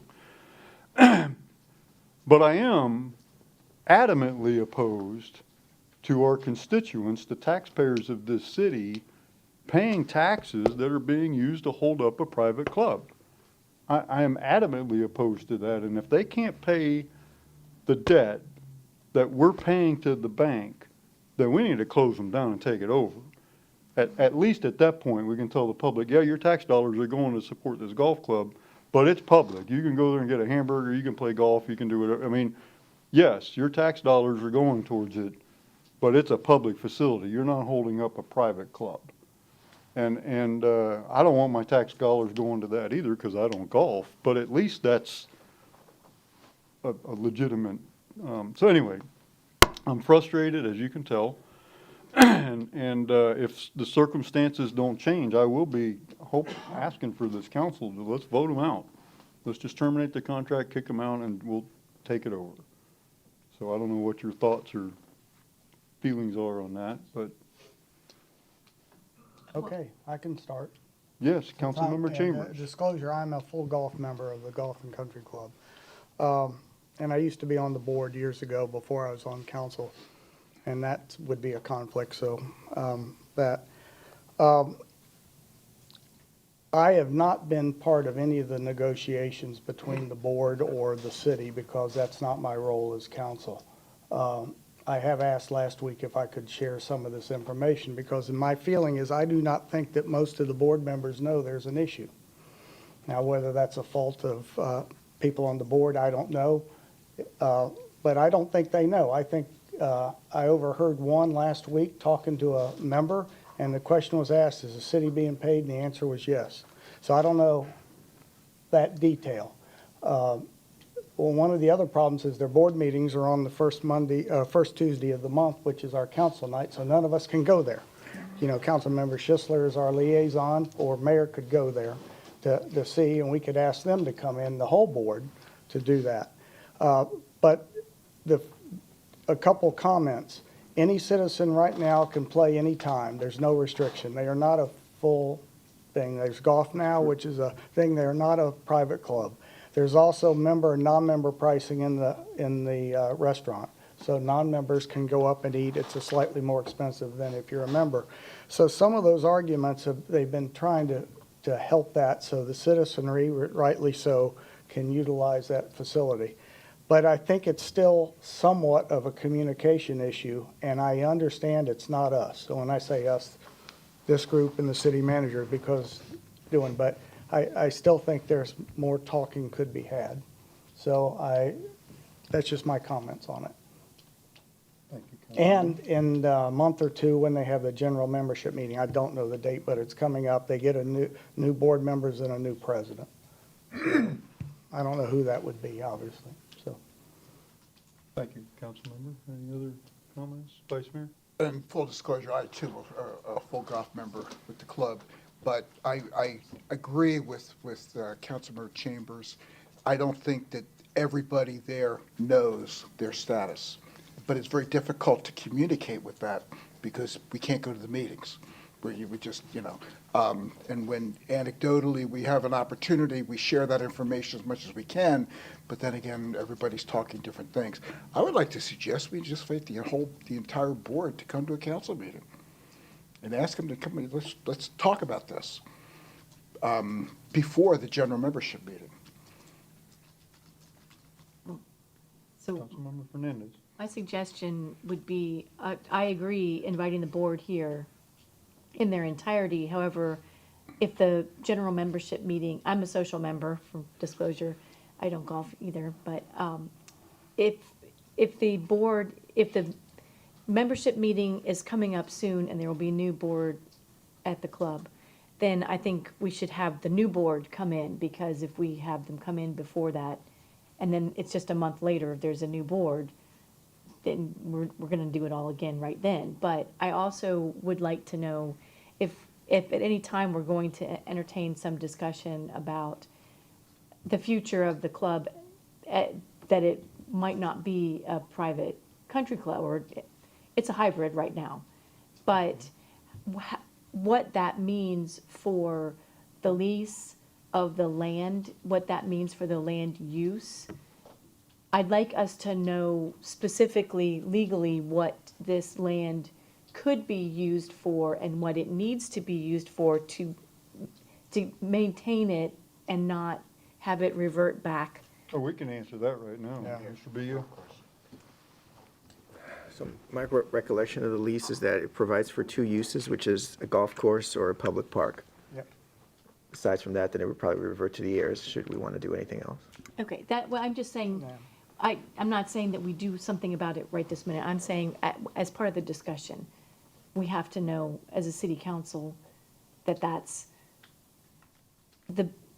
what the uses are that are allowed, so that if this council does go forward in the future and decide to make changes in the structure, that we make the right, we have the right information and we make the right changes in it. So I agree with bringing the board in front of council. I do think that we should probably wait until the new board is present, if that's going to happen very soon. When is that? April, I don't know, but early April. usually, end of March, early April, but I'm going to disagree with Council Member Fernandez on that. I think the old board needs to come in to hear it so it can be discussed at the general membership meeting. So when the general membership talks and says, is everything good? And they report, yeah, it is. I'm not saying that they're going to do that, but Well, I think there's value, I think both of you yeah. are speaking yeah. logically here, but if we wanted to do it, why don't we bring the old board in, and then we can always, if we have to do it again, we have to do it again. Councilmember Kravitz, anything? I'm concerned about the golf club. I think they're a great part of the community. I think I'd like to see them prosper.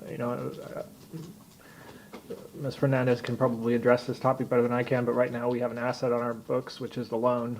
If we were to move in the direction of taking over the golf club, that would become a liability on an ongoing basis. I don't think that we have the capacity in terms of our administrative staffing to handle a huge project like that either, from what I've been told, that we're all capped out on new projects. So I think that we should absolutely bring the entire board into here. We should have a conversation with them. And I'd also be interested in seeing what the terms of the loan are, to see if there are any penalties that they've incurred because of their late payments.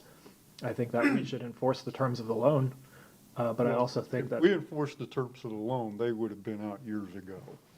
But at this point, we're just about paid off the loan. Yeah. And they still owe us $2.5 million. No. Because we've had to make the payments on the loan when they didn't. If the terms of the loan aren't being enforced, then we should probably look at adjusting the terms of the loan to reflect the current reality. And then we can also include provisions in there that are to our benefit. That would be another idea. Mayor, yeah, and guys, I really would hope that we limit this discussion on what ifs, but right now, the biggest thing is communication and payment schedule. Yes. And let's work on that, because if that gets taken care of, the rest of the conversation on loans and stuff doesn't matter. Right now, as a person that goes up there a lot to play golf, and certainly sits here and talks to people, I'm in the middle, and I see that things could be better, and I don't know how it could be better on the club side. I don't know where the disconnect is between paying us on time. Is it at the board level? Is it the office level? I don't know, and we have to, well, we don't really have to. I mean, we are the landlords. We expect this. But I think for our city, we need to work as hard as we can to find out those answers. And the benefit of not knowing the background and stuff, if we enforced the terms of our contract or our agreement between them, they would have been out years ago. They don't, whether it's the payment clause or any number of other clauses, they are way out of compliance. And we can change the agreement and then they ignore it. I mean, they're not paying us according to the agreed upon terms now. They haven't for years. And so, yeah, if you're looking at, I mean, it wouldn't make any difference. We could go through that contract and change the terms, but they're way out of compliance with much of that agreement now. So it wouldn't matter. I hear that. If they're in default, if any creditor, debtor is in default, I would always examine the agreement and try to find a way to align it with what people are actually doing, even if that means that we acknowledge that they're maybe on a different payment schedule. I would find some sort of agreeable minimum, and then We not- did that. We did that. We've done The that. contract says they're supposed to pay us $31,500 every quarter. That's what their agreement.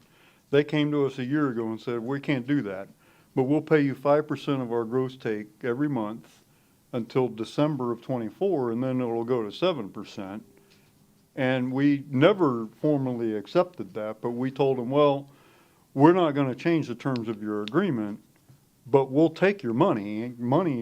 Getting some money is better than getting no money, so you do that and we'll see how this works. So we've been accepting their this is their scheme. This is their payment scheme that they're not living up to.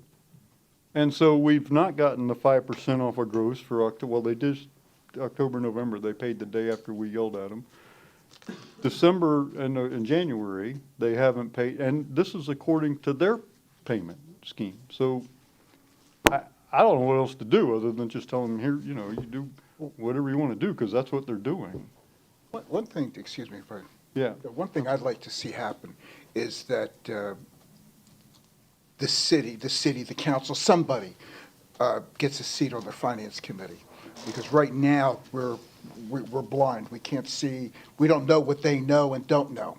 So if we could figure out a way to enforce something like that. Yeah, we as a SAC are supposed to meet with them on a quarterly basis. I haven't seen financials since October, okay? And I've repeatedly asked for them, and yeah, we're going to get them for you. They finally got caught up to October about a month or so ago, 2 months ago. So I would like to figure out a way that we could actually become more ingrained with us so we could share the information so we know that everybody's on the same page. That I don't know that we know of. But for a year, we've been telling them, Yeah. pick a day of the month when this payment is due. You pick the day, we don't care. It can be the 20th, the 15th, the 18th, the 31st.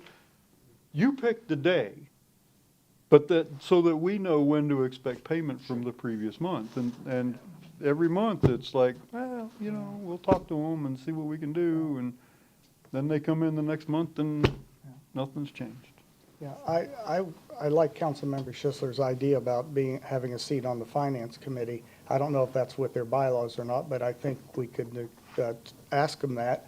So I'm going to make a motion that we authorize Councilmember Schisler as our liaison and also our accountant person to try to get on their Finance Committee. I will second that so we can discuss this. There you go. Okay, we have a motion and a second. I would respectfully suggest that perhaps that motion would be more appropriate after we've had that discussion with the board. Yeah. Okay. And then we can talk to them here about that. Also, I would have some questions about being able to appoint.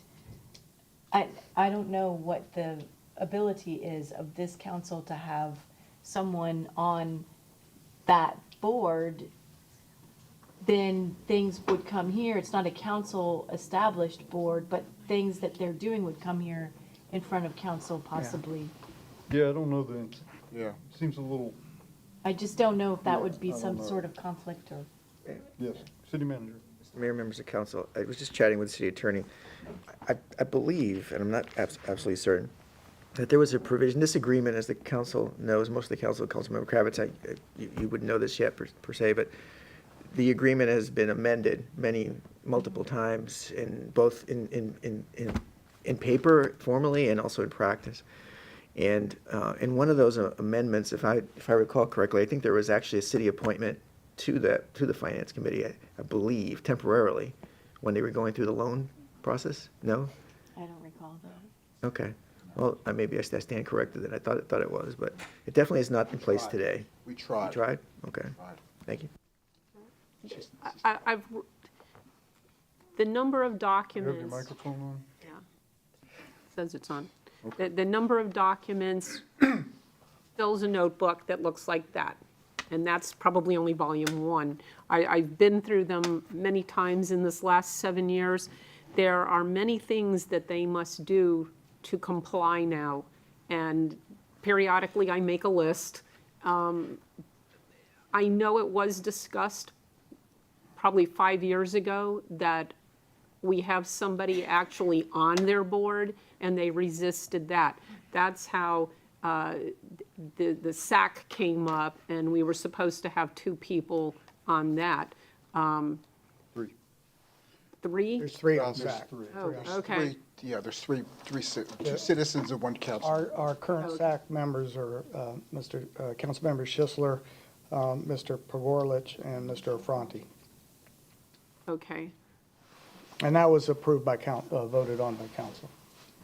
So I don't know whether you all are still then meeting with them, Periodically, yes. but they are supposed to, under the agreement, they are supposed to be providing us with their finances on a regular basis, and they must do it upon demand. So if they're not doing that, that's a breach of the agreement right there. Yeah, but that's breach 130. Yeah, that's just, Well, all you can do is send them a letter, tell them they're in breach, and tell them what the consequences are. Maybe you'll get a response. All right, so, council, are we in agreement that we should extend an invitation, well, kind of a strongly worded invitation to appear at a council meeting? Yes. As soon Do as we we- need to rescind our motions or vote on it? We would, or vote on it, I whichever. rescind my motion. I'll rescind my second. Okay, so, And a discussion on your question, would it be better served in a work session or a It's as council opposed to a meeting? council meeting. I say workshop myself. Any thoughts? council members, You don't have workshop thoughts. works. workshop, But Sorry. workshop, work okay? Absolutely fine. I think it probably needs to be in the evening so everybody can be there. Sure. but Okay, we can make that happen. that works. Okay. I don't think we needed a motion to invite him to a council meeting, but if we're gonna schedule a workshop, we do. So, Move to hold a workshop discussing the golf course issues. With With, as many of the with, board yes, with the intent of the the entire. the entire board, yes. And, And I'd like to see the finance committee there too, but that's, and if I could ask you to amend your motion to make it not on a Tuesday night. oh yeah. I have yeah. no Tuesday nights open. On a non-Tuesday evening. okay, so the motion is to schedule A workshop with with the board of the country club. Correct. Not on a Tuesday. Is there a second? Second. Discussion of the motion? All those in favor say aye. Aye. Opposed? No nays? Thank you for indulging me. Any other carryover council business? Okay, new business. I know we have some. Is there any new business before Councilmember Fernandez? Because that might take a little time. Any new business? Vice Mayor? No, not new business. I'm thinking about the other.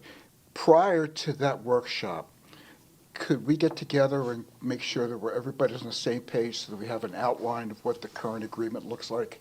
Because I got a lot of it in my head, but there's probably going to be a few issues that we need to make sure that are expounded upon so that everybody on our side is at least on the same page.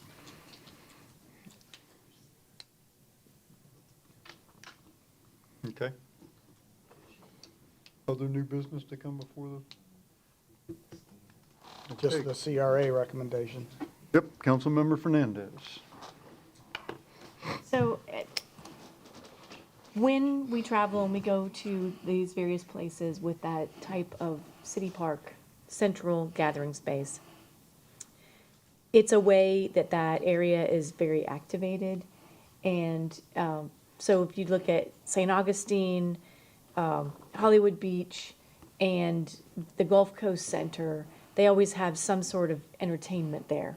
Obviously, during the weather season appropriate. But they're small. They have small bands there. It's free. They're free. It's just a way to activate the space and bring people into the area, and and actually I didn't name Tuscaloosa, Alabama also has a similar setup, and it's just a way that the community gathers. I think that it would be a very it would be an asset to the development in that area. But at the same time, I do know that it needs to be balanced with, if we were to do this, the space that's coming off of the tax rolls per se, and off of the development ability. So it has to be balanced so that there's also room to have the ancillary, or, you know, the businesses and the restaurants and things, but, and I don't, and we obviously have to look at it, is it even viable to develop the property that way and not sell it? Or does it need to be sold in order to meet our financial obligations? To me, if we were to create a development like this, if there's the space there to do it, and to have the financial uses around it so that the partnership works, it adds value to the space, and it makes it a more viable business development. Well, I don't know whether I think this is a good idea or not, but I don't know how any of us could until we have further discussion and exploration. And, I mean, I think we need to all have open minds about. Sure, if I could, my 2 cents worth. First of all, I keep hearing, when we talk about an event space, moving the art festival there, I don't see the art festival ever No, going it's down too- it any of wouldn't it. I be mean, that. certainly not the River Hills property, and certainly not in this area, because there's just not enough room for parking for, I mean, the artists alone take up 130 spaces, so we couldn't do that. But anyway, but a small space that enhances that, we heard from Florida ROI that it might help. So maybe we task staff to work with Florida ROI, Mr. Pauly and his department as city manager, to explore that and see if it enhances their ability to sell some of that property. I don't know. I don't have enough information, you know. I don't really, I mean, it's not my decision to make. I don't want to task staff with anything at this point. I Okay. want us to, I think we ought to get together. I mean, I can pull together some basic data about the TIF and the, what we're trying to sell it for and that kind of, I mean, some basic math, so that we'd have some framework to at least go So- from. But I think the first step in this is not to task them with anything. Okay. It's for us to get together and say, what could this look like? What are the ideas? You had a Yeah. different idea, right? We didn't, let's talk this out and draw it on a whiteboard and say, you know, what could this, let's do some brainstorming and some concepts before we start giving them stuff to do that they're gonna come back after doing all this work and say, that's not what we meant, we didn't want that. Yeah. I think, I'm very guarded about not wasting, but spending their time until we know what it is we wanna Can we explore. start some of this at goal setting? I mean, it would be a I goal. don't think I don't know. that's a separate, Okay. I would be in favor of, I mean, I know we just scheduled a workshop, but it ain't gonna kill us to have another workshop. As long as it's not a Tuesday night. It can't, no Tuesday night. Please. But let's, public meeting, we have it at Lightfoot or wherever, and we get some, those easels with the white paper or something, Sure. because I'd like to hear everybody's input. And Yeah. during that discussion, we'll all think of things that we're not thinking of right now. You'll say something that triggers an idea, or your idea will trigger, I think we need to schedule a workshop to have a more in-depth discussion and just spitball what this could be. Well, I would agree, because I can't, if I look at that space, I don't know how big or small something would need to be to make space around it viable. Okay. I have no idea. Well, without killing them, we can Right. get some basic numbers about the TIF and the tax revenue and the payment the loan, and, some big aerial photos of stuff, so we'll have something to work with. That, they can handle that. I mean, it's not, so how about we do that? Is that agreeable to everybody? Yes. Evening, I'm assuming? Yes. Evening? I mean, Not I'm not fine. Tuesday, not Daytime's Tuesday? during the- Daytime's fine too. I'm Semi-retired, I don't care. Well, probably, what say you? I mean, I don't know, you're Good to go. daytime okay? And even Tuesday Yeah. daytime's Day- fine. Daytime is fine, I'm flexible. so- Okay, so we would like to ask the city manager to schedule a workshop, get Jeannie to do her magic and put together a workshop, and I'll talk to you about kind of what we might need. Okay, we need a motion to that effect, please. What's the name of this parcel? 8901. 89, yeah. 8901? All right, so I'll motion to schedule a workshop for not a Tuesday. Well, Tuesday don't, No, it could day's be all Tuesday right. day. Not a Tuesday night. Don't- can I ask you to not specify the address, so if conversation strays over into the other lot, we've now exceeded what we publicly noticed? So we'll have a workshop, not on a Tuesday night, regarding the development of the downtown area of Temple Terrace. Second. Discussion? All those in favor say aye. Aye. Aye. Very good, thank you. Okay, other new business? City managers report. Thank you, Mr. Mayor, members of council. At the last council meeting, I presented you with several murals for your approval.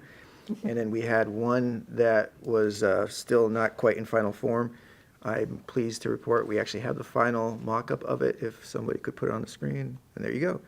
This would be the mural that would be at Fire Station 1. And I believe there's actually a building mock-up, so you can see the scale. Hopefully we have that.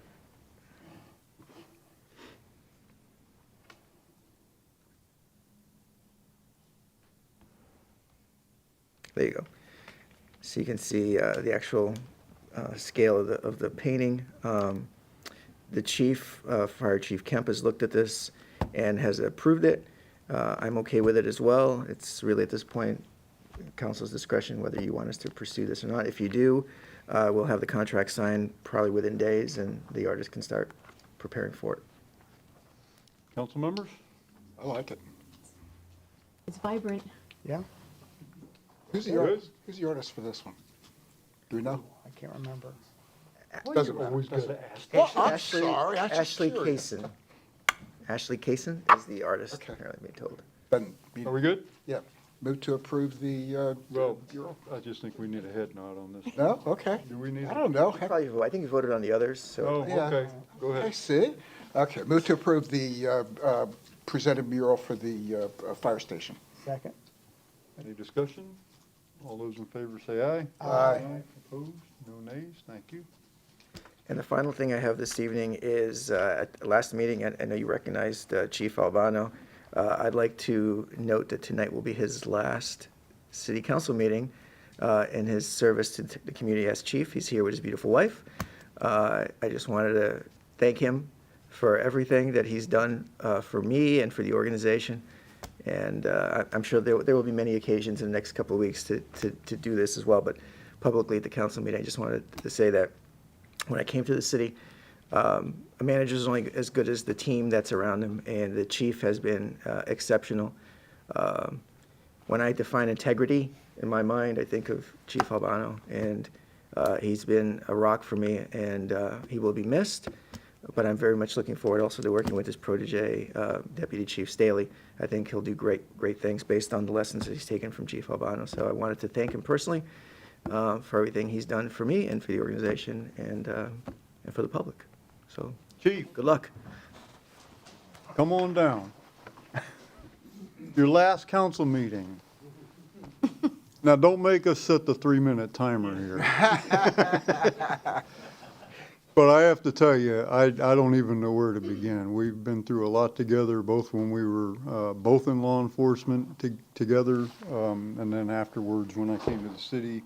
But even here, 17 years as chief, that's unheard of in today's world, to be 17 years as a chief in a single department. That doesn't happen anymore. I mean, we've been through so much here together, riots and COVID and corruption investigations and acting city manager and golly, I mean, no building officials in the city. I mean, just finding an interim city manager, and I mean, it was, I don't even know if I start to think about everything we've been through. So I don't even know what to say, but you're not done yet, but this is your, so anyway, I'll stop. And you have it. After what the city manager said, it's got me a little at a loss for words, trying to keep my composure, but I have certainly loved the 19 years that I have been here in Temple Terrace. Temple Terrace was a special place before I began my career here in Temple Terrace because it's where I met my wife. Growing up, Temple Terrace was where all the rich people lived. Yeah. We'd come to Temple Terrace to see my uncle. Had two, one on my mom's side, one on my dad's side, and so many good things about Temple Terrace, but certainly having the chance to come here almost 19 years ago was a big part of my career. Didn't come here to be chief, I came here just to serve, take charge of the patrol division and see what happened, and God had a plan. Kind of like what Mrs. Tomasino shared earlier, God had a plan, and I am so grateful for every day and for all that we've went through. You have a great group of people working for you in your police department. And I know you know that you have a great group of staff members throughout this city. And that is what makes us successful. You like to say good getting better, great getting better. We are so far ahead of where we were 19 years ago. Interoperability between the staff. The staff works together. Staff doesn't have silos. The staff works together for the betterment of the city as a whole and our citizens. We have a city manager that I've enjoyed tremendously the last slightly over 3 years getting to know, and is certainly working for.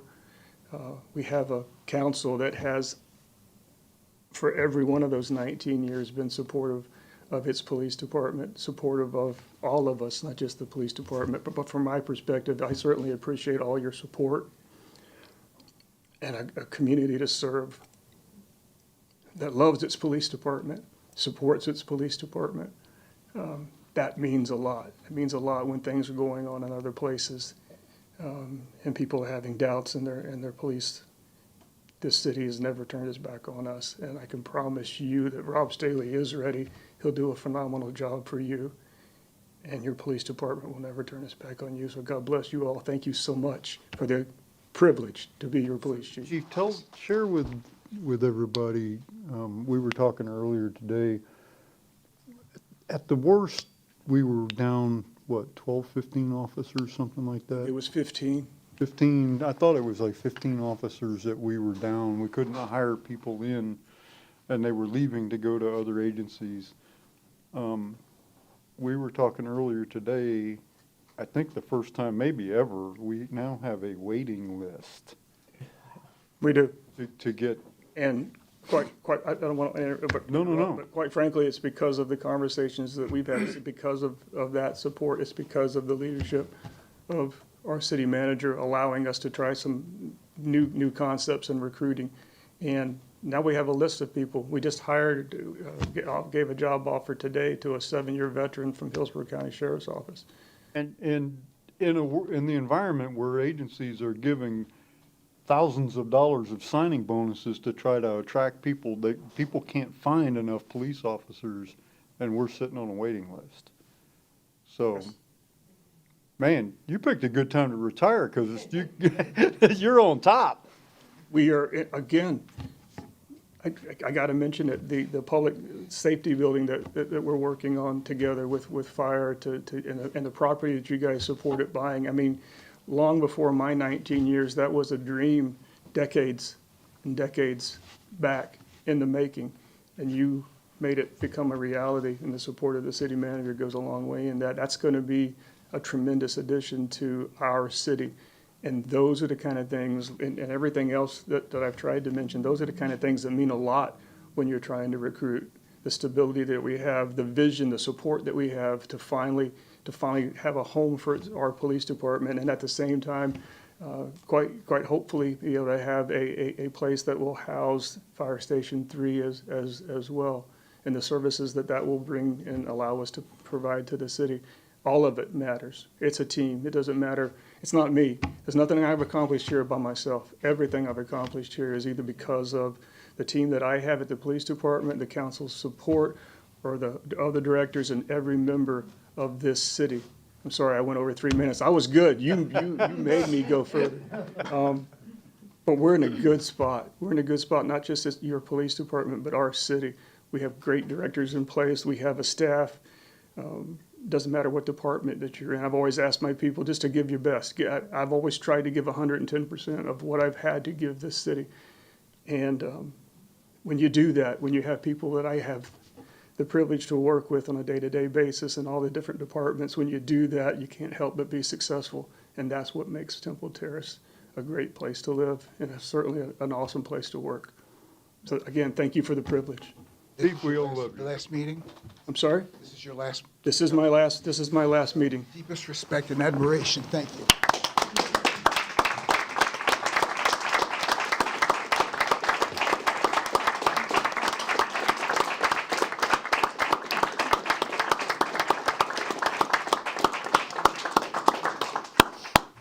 Thank you. City manager, That's all I have. you want to talk about fire hydrants or something now? I have one question for. Yes, Councilmember Fernandez.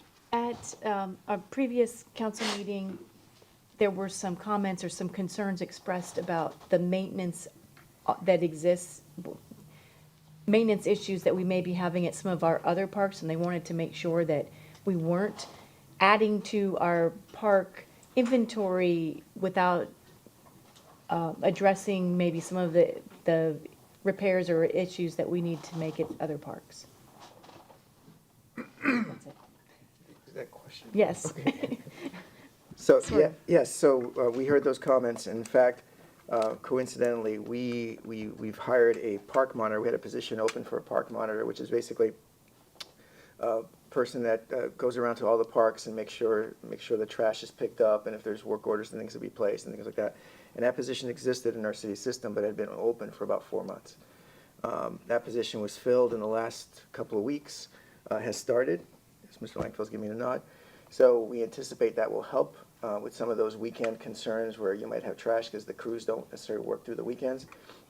But the park monitor will be working through the Saturdays at least, be able to, if there's trash that's there, be able to take out the trash and notice and observe there's other indications that we need to do some additional maintenance. If there's other issues, we're going to the Leisure Services Director, Mr. Langfield, and I have had this conversation, I think, multiple times now since that council meeting, about a plan and looking in the budget for next year. You may have some items in there related to just enhanced maintenance at our park facilities. So there's more to come. Okay, thank you. Thank you. City attorney's report. So as many of you may recall, the city had elected some time ago to participate in the opioid litigation that many of these states had initiated against numerous companies that either made, sold, and distributed opioid painkillers. And in 2022, former AG Ashley Moody had announced that the state of Florida would be getting $3 billion over the next 18 years. Florida, in fact, received approximately $205.7 million in year one, and the state has finally begun to distribute those funds. Walmart was not sued by Florida, but Walmart approached the state to negotiate an additional settlement, which it's not going to have to pay until year 2, but money will be coming from Walmart to the state then. Ultimately, that's going to flow to regionally. The state is going to be getting money, counties and cities are getting money, and Florida will receive $84 million of, and I don't know if I'm going to pronounce this right, naloxone, which is an opioid reversal drug over the next 10 years that's going to be distributed by Walmart, so that's part of the settlement. Cities and counties are going to be getting 15% of the settlement funds. regional settlement funds will be paid out during the fourth quarter of each year, and 30 to 40% of the total, well, they're going to be getting that money, they're going to be getting 30 to 40% of the total that is received.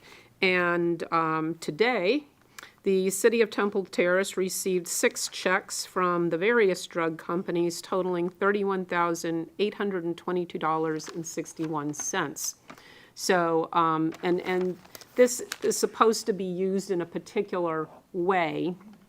This doesn't just go into the general fund, but it's supposed to be used for, say, developing of prevention education programs and working with the schools and assisting people who may be directly affected by this opioid epidemic, but primarily prevention and education. So that's it. Good. Questions, council members? Thank you, Mr. Schoen. And we'll be getting money each year. So this isn't just it. So this is kind of an 18-year plan. We'll be getting money each year. Very good. Thank you. Well, the other question, how are we communicating or how are we disseminating these funds? Or how are we going to plan on doing that? It's a great question. So several months ago, when we received the first installment from one of these settlements, because it came with that restriction, we had to think creatively. This is a line of service that typically cities, our city at least, doesn't do. So we, at the time, were looking for regional partners. I mentioned this to the city council at the time, who might be in this business, and I think that's what we ended up. I have to confirm that with the finance department, but I think we ended up trying to partner and have those funds used in our general area by a nonprofit. It actually works with this type of business, not business per se, but this type of practice. So we'll have to look at that, see if that's something we can continue on an ongoing basis. It's in the works. Yes. Okay, council members, anything else? Any other business to come before the council? Directors? If anybody speaks now, the others will kill them. Okay, very good. We will be adjourned.